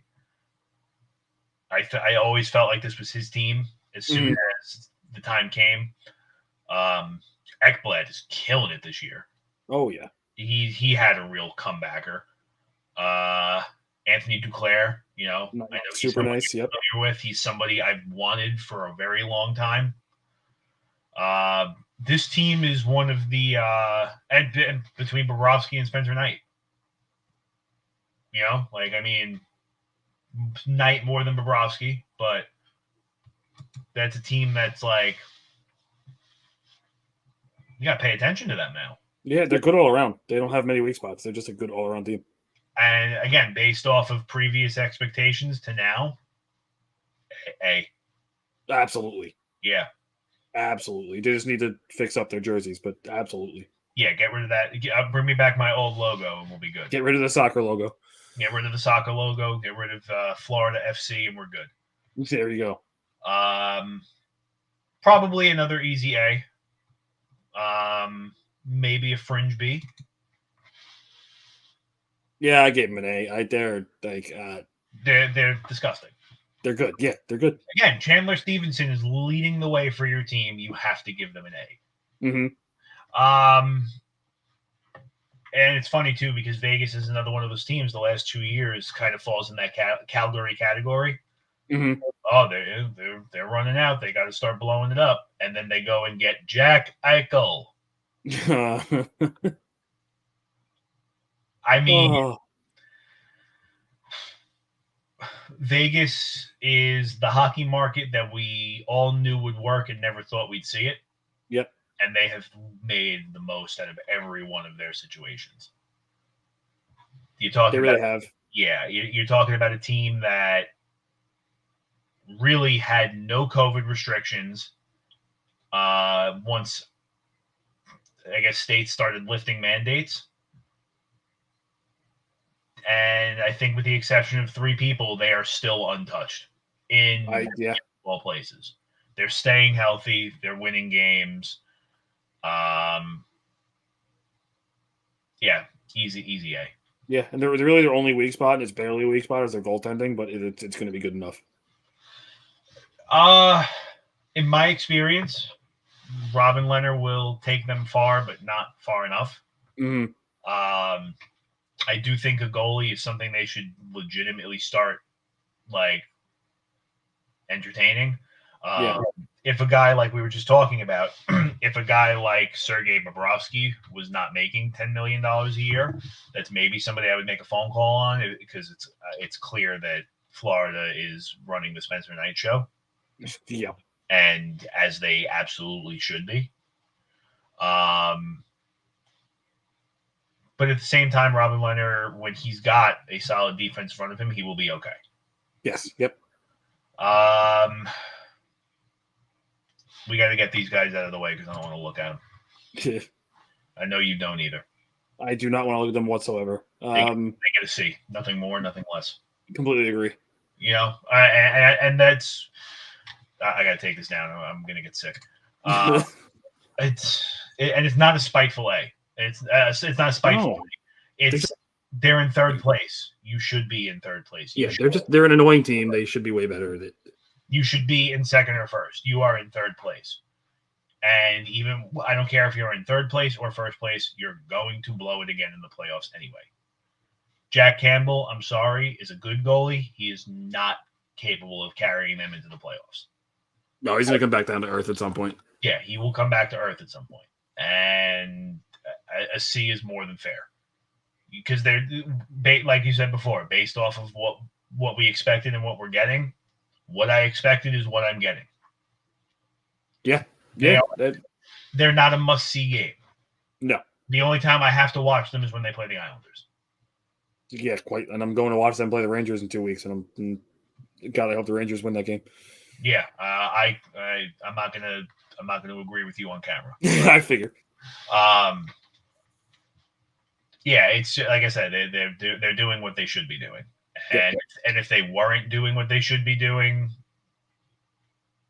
look, if they were 31-1, I don't think we'd have any argument that that's the easiest A you could give a team. 100% correct. And if they were 8-22-1, yeah, we couldn't agree more. That's the easiest F you could give a team. Yep. They're in a spot where they should be third in their division, and they would be fourth in the Metro. So, like, I can't be too good on them.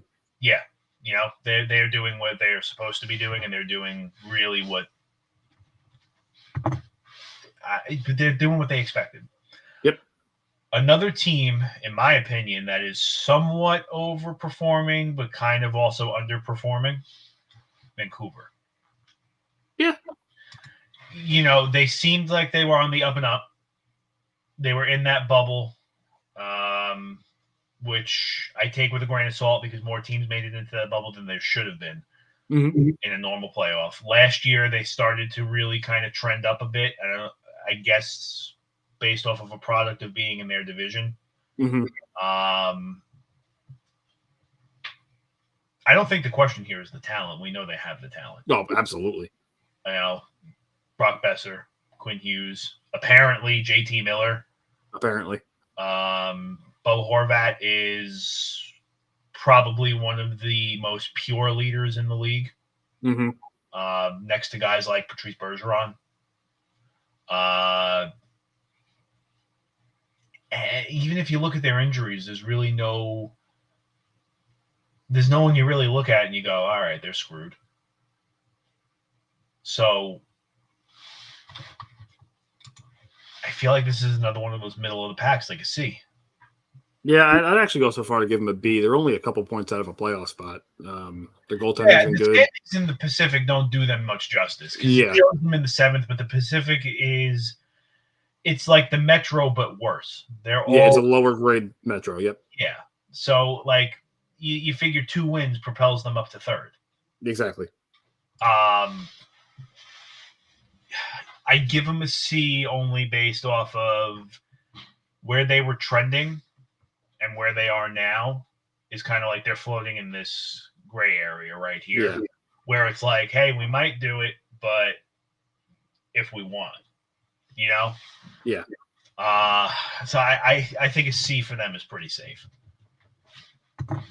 The safest A, that probably one of the safest A's today. Again, the guy who's probably going to win a Hart Trophy. Yeah, another one at 36, and a guy who, to some people's liking and to some people's displeasure, will probably break Wayne Gretzky's goal record. Yeah, I mean, it's Alex Ovechkin. He's getting older, but not at the same time. Like what do you want? They're going to be contenders. Yeah, I mean, look, it's one of those things where the Washington Capitals have been a contender since what are you, a year older than me? Yeah. So when I was in 10th grade and you were in 11th grade when we were playing baseball together, like they've been a contender for over a decade. Sure, they needed pieces to get themselves over the hump. They needed the TJ Oshis. They needed, they needed at the time the Barry Trotz. Mm-hmm. They needed those. They needed to, like every other team, they need their puzzle piece.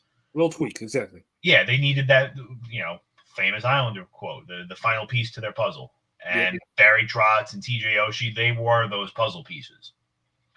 Alex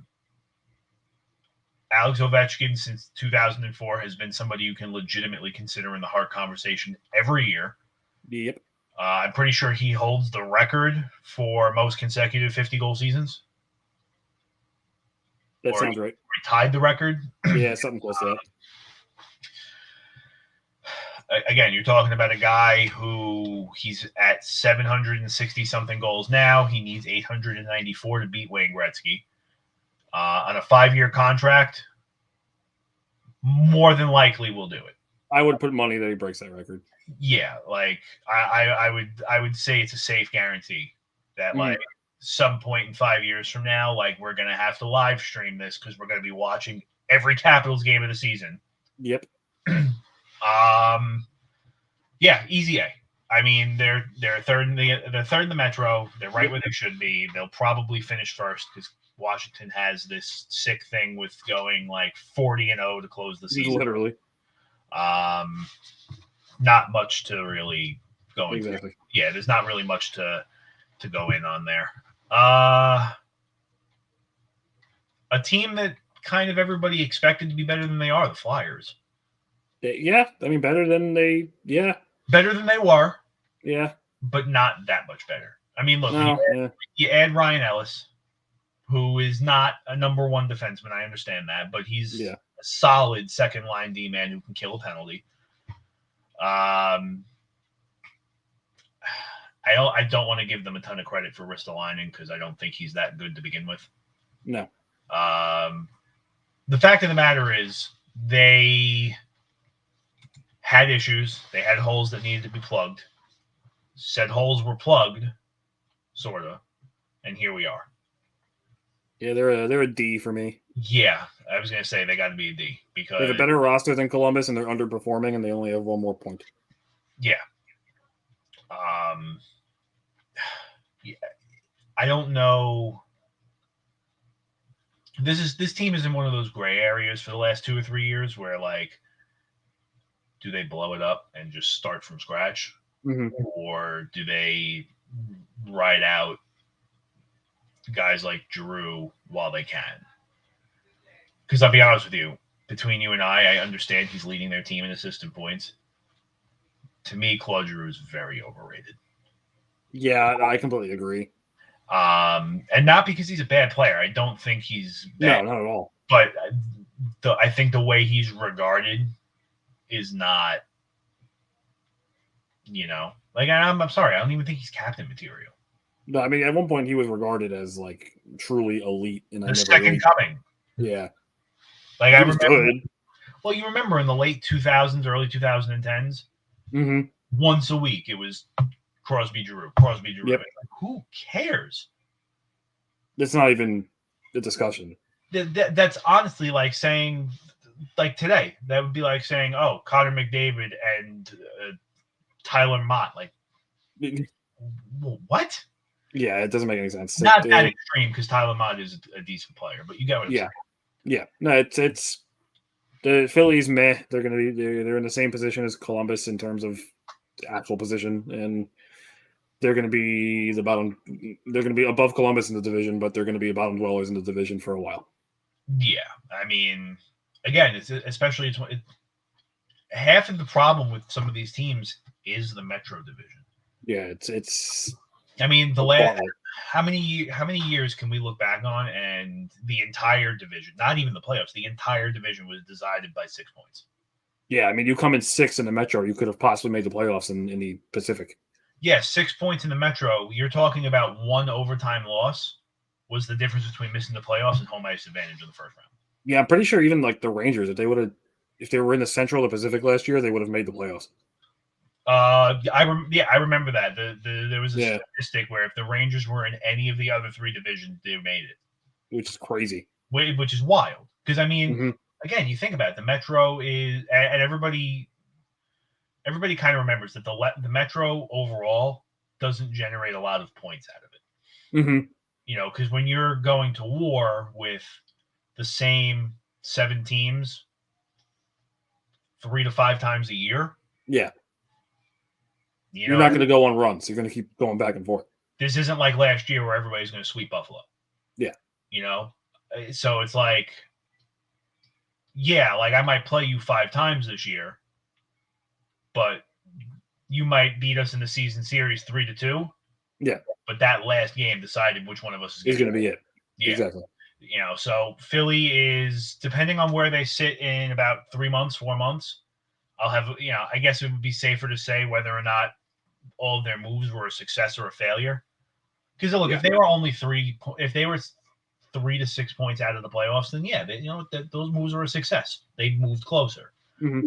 As of where they sit right now, no.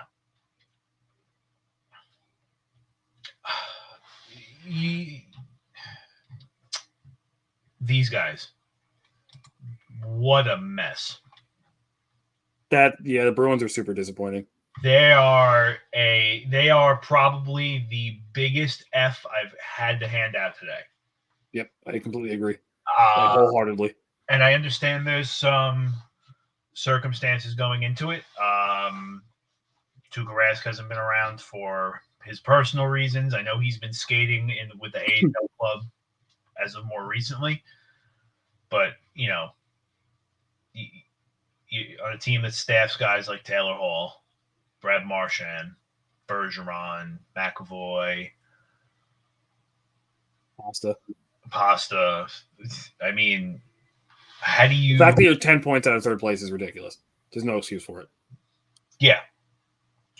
I just don't see how you can't call this an F. They can't score. They cannot score goals. Their goaltending's been good too, but they can't score goals. Yeah, and we were just talking about them before we hopped on. Linus Ullmark, Jeremy Swayman, they're not whatever. Like they're fringe starters, but they're holding down the fort. But similar to what the Mikko Koskinen drama is, they can't score either. Yep, the only 2 players on the team have double-digit goals, and barely. They have 11 and 12. Marchand and Bergeron. Yeah, just easy F. Yep. Somewhat of a B for me would be floating around the Ottawa range. Because they weren't supposed to be anything. Ottawa is it's that fuzzy team where they're not supposed to do anything. They're supposed to be terrible again, but they're just making stuff happen. And I understand that they're probably not going to make the playoffs again. If they make the playoffs, more power to them, and I hope they have a run. Yeah, but they're Ottawa. I don't even think of them on a day-to-day. There's a couple teams I don't think about on a day-to-day basis, and I think about a lot of teams. They're not one of them. Like you asked me to talk about hockey, I would not even bring up the Senators. See, Ottawa, if you wanted to start a hockey conversation, they come up for me in 2 situations. When you talk about them on a mid-season report card show for your first episode. Exactly. Or when you talk about teams that are having trouble with their building. Yeah. And they've been having building trouble for about 7 years now. Yeah, honestly. I don't see them relocating too far, if that's the case. Like, I don't think they're going to get pulled out of Ottawa. I don't think no. I don't think Canada's willing to lose them. No. It's crazy because you could see these guys become Quebec just as easily as Arizona if they really need to go. But I think there's so much they need. They need so much. They need so much help. They need a building. They need another goal scorer. They need prayers. They need to not have Matt Murray as their starting goaltender. Once we finish filming this, I'm gonna put I'll put a post on our Twitter. 1 like equals $1 towards new. There you go. Except when it blows up and we owe them $3.6 billion, we'll have to cancel the show. We'll put a nice little asterisk in there. I give them a B. Like they're performing well for what people expected. I think there's a little bit of false hope for our Senators fans that goes into it, but not unless. Yeah, like even when they lose, it's fun hockey to watch. Like they are fun to watch. But again, they're not a team where I come home from work at 8:00 at night and I go, "Oh, Ottawa's playing." Yeah, like no, like I'd probably go as far to watch a Seattle game first. Yeah, 100%. We got 5 teams left. We got 5. Jesus. We got 5 left. We got 4 teams out west left and an East team left. Okay. Let's finish out the East. Okay. Probably we're getting through this quick.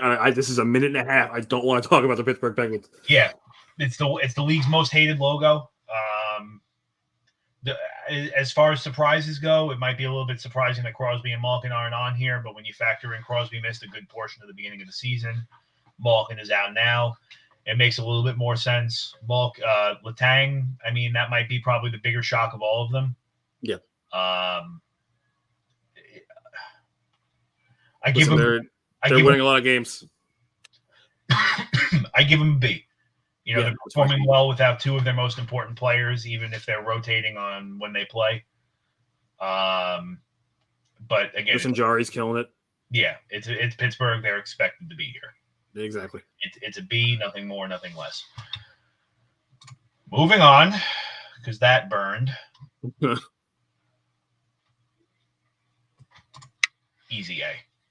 Absolutely. Easy A. This is a team that was sitting in 7th and 8th in the Pacific for the last couple of years.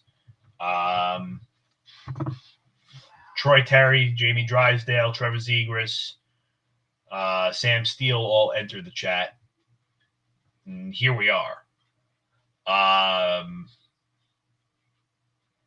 It's funny. We talk about kids. We talk about teams that are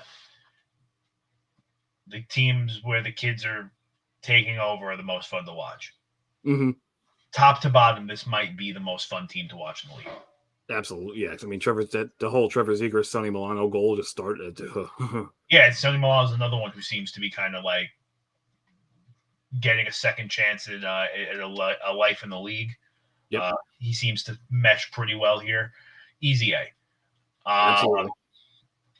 Again, it's like we were saying. It's one of those. There's not much to say. They're exciting. They're performing. Their goaltenders are good. The goaltending is, keeping them in it. They're all right. The Kings. They're a little tough. They are tough, because the Kings have become synonymous with success in the last few years, but in the last 2 to 3 years, they've been synonymous with garbage pails. Yeah. I'm willing to give them another B. I am as well. Only based off of, again, they're not supposed to be doing what they're doing. They just had the 2nd overall pick, 2 years ago when they drafted Quentin Byfield? Yep. They're starting, it looks as if they're trending up a bit. Drew Doughty did miss a decent amount of time this year. I'm pretty sure he's back now. I believe he is, yeah. I mean, and Kopitar's got 30 points. Yeah, Kopitar's a 30-point player. Adrian Kempe is another one that I know people have been watching for a bit, kind of just waiting for this, and here it comes. So you're talking about a guy who's probably going to finish the season in the 25-goal range. Probably, yeah, and they could be a wild card team. They are right now. They could keep it up long as Brendan Lemieux stops biting people. I think they'll be okay. Yeah, easy B, easy B, easy D for me. These guys. I don't hate the Jets, but I hate the Jets. I hate that it's perceived as if they're finally going to do it every year. Every year, it's like, oh, they made a trade for this gas station worker that no one's ever heard of, and then they're going to win the cup, and then it's no, they're not even going to make the playoffs. Yeah. The way they sit now, I see this as a team that can definitely make it. Mm-hmm. Especially like we were saying before, the Central Division is hot garbage. Yep. Yeah, like based off of what you expect out of them, and I guess it's one of those things where when you listen to the hype that surrounds them all the time, you just naturally are expecting things.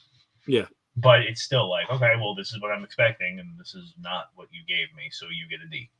If you compare like this season to a roller coaster, you have teams that when you go up, it's fun. When you go down, it's fun. They're on that flat part of the roller coaster. They're just sitting there like, yeah, that's the Winnipeg Jets. You know what it is? It's escalator land. It's escalator land. Yeah. When do we get to the ride? This is the ride. Ride. Oh, yeah, that's accurate. All right, this is the last one. St. Louis. It's another team I'm tired of hearing about. It's another team I'm tired of hearing about. It's another team I'm willing to give them a B. They're doing what they're supposed to be doing. Absolutely. They're in second in their division. I think they finish in third, and they probably lose in the first round. And they're staying fairly healthy through all of it, too. Yep. Easy B. Yep. I agree. First round exit. Calling it now. And yeah, not much to go into detail here. The only thing, I would think they'd be scoring a little bit more since they had Buchnevich trade. Mm-hmm. I mean, I know that's probably still a sore subject for you guys, but that's the guy I always was kind of high up on. I figured it was only a matter of time with him. Mm-hmm. I am a little bit shocked to see him not leading the way or being one of their leaders. With that being said, deep breath. Take a breath. We made it through that. But we do have one other thing to do. At the beginning of the year, baby. Yes, at the beginning of the year, we were going to predict all of our trophy winners. Since that never happened, we're going to predict them now, which is going to be a little bit of a controversy, considering a lot of these guys might already have their trophies locked. Yeah. I'm going to start with the Calder, work my way up to the Hart. Okay. Who's your Calder? My Calder is Lucas Raymond for very obvious reasons. Yeah, I mean, that's not one that's hard to fight with. He's having a great season. I'm keeping it with the same team, but I'm going to the defensive route. I'm picking Moritz Seider. I like that too. You could go either way. It's a rookie class where if guys like Trevor Zegras were eligible for this year's rookie class, we're not even having this conversation. Yeah. I think at least we nailed 2 of the 3 finalists. There's no doubt. I think so too. I have a feeling there's a little bit of bias coming. Who's your Norris? My Norris is a repeat for Adam Fox. Okay. I don't disagree, but I don't necessarily agree. Look, I know in sports that one of the things that most people hate is a repeat. Mm-hmm. That means repeat winners. We know what I mean. I almost see Cale Makar. And it's one of those ones where if you're right, I'm not surprised. Yeah, it absolutely can go either way. I know the Norris Trophy is one of those trophies where it's like it's based off the defensive production only. But you cannot ignore the fact that Cale Makar's got like 14 goals now. Oh, no, I consider this just an MVP for defenseman all around. Doesn't matter really how we consider it because we don't vote yet. But that's why, exactly. We'll vote one day, but the reason I gave Fox the edge is just because of his play in his own zone. He has quintuple the block shots that Cale Makar has. Yeah, I mean, I'm looking at it more as the production of overall, like you said.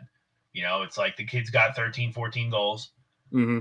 He doesn't have as many block shots, but he's a kid who can block 3 shots on a shift. Yeah. And take it into your zone and roof you. Yeah.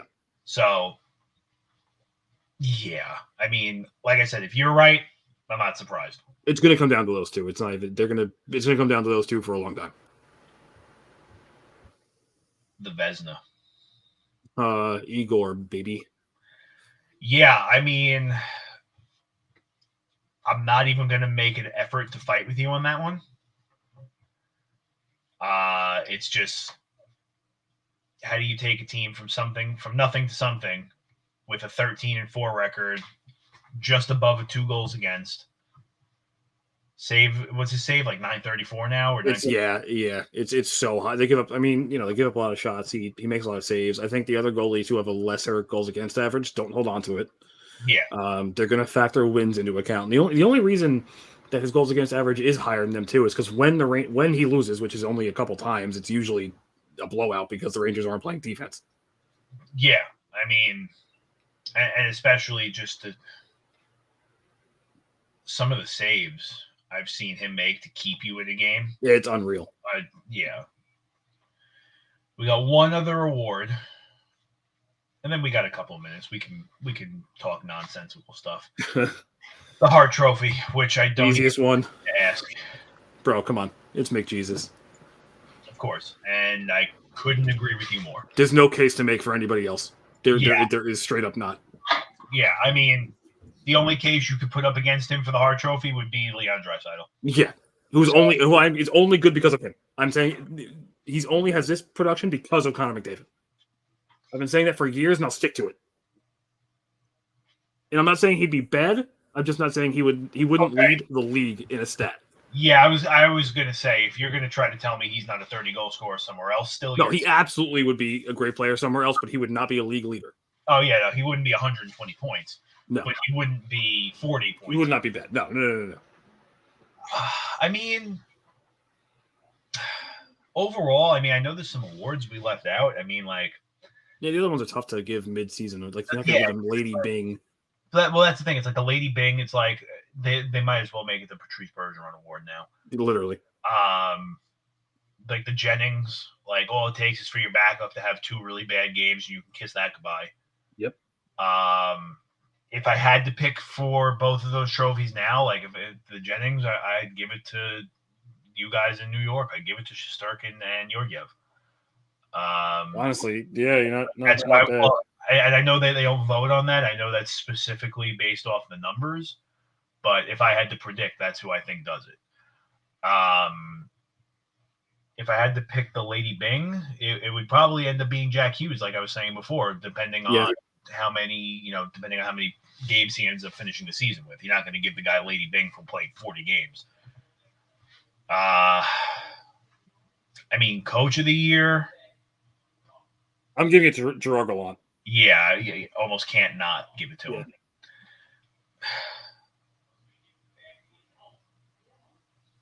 There's a couple guys you could also throw in there, but it's Gallant. Yeah, GM of the year. He probably.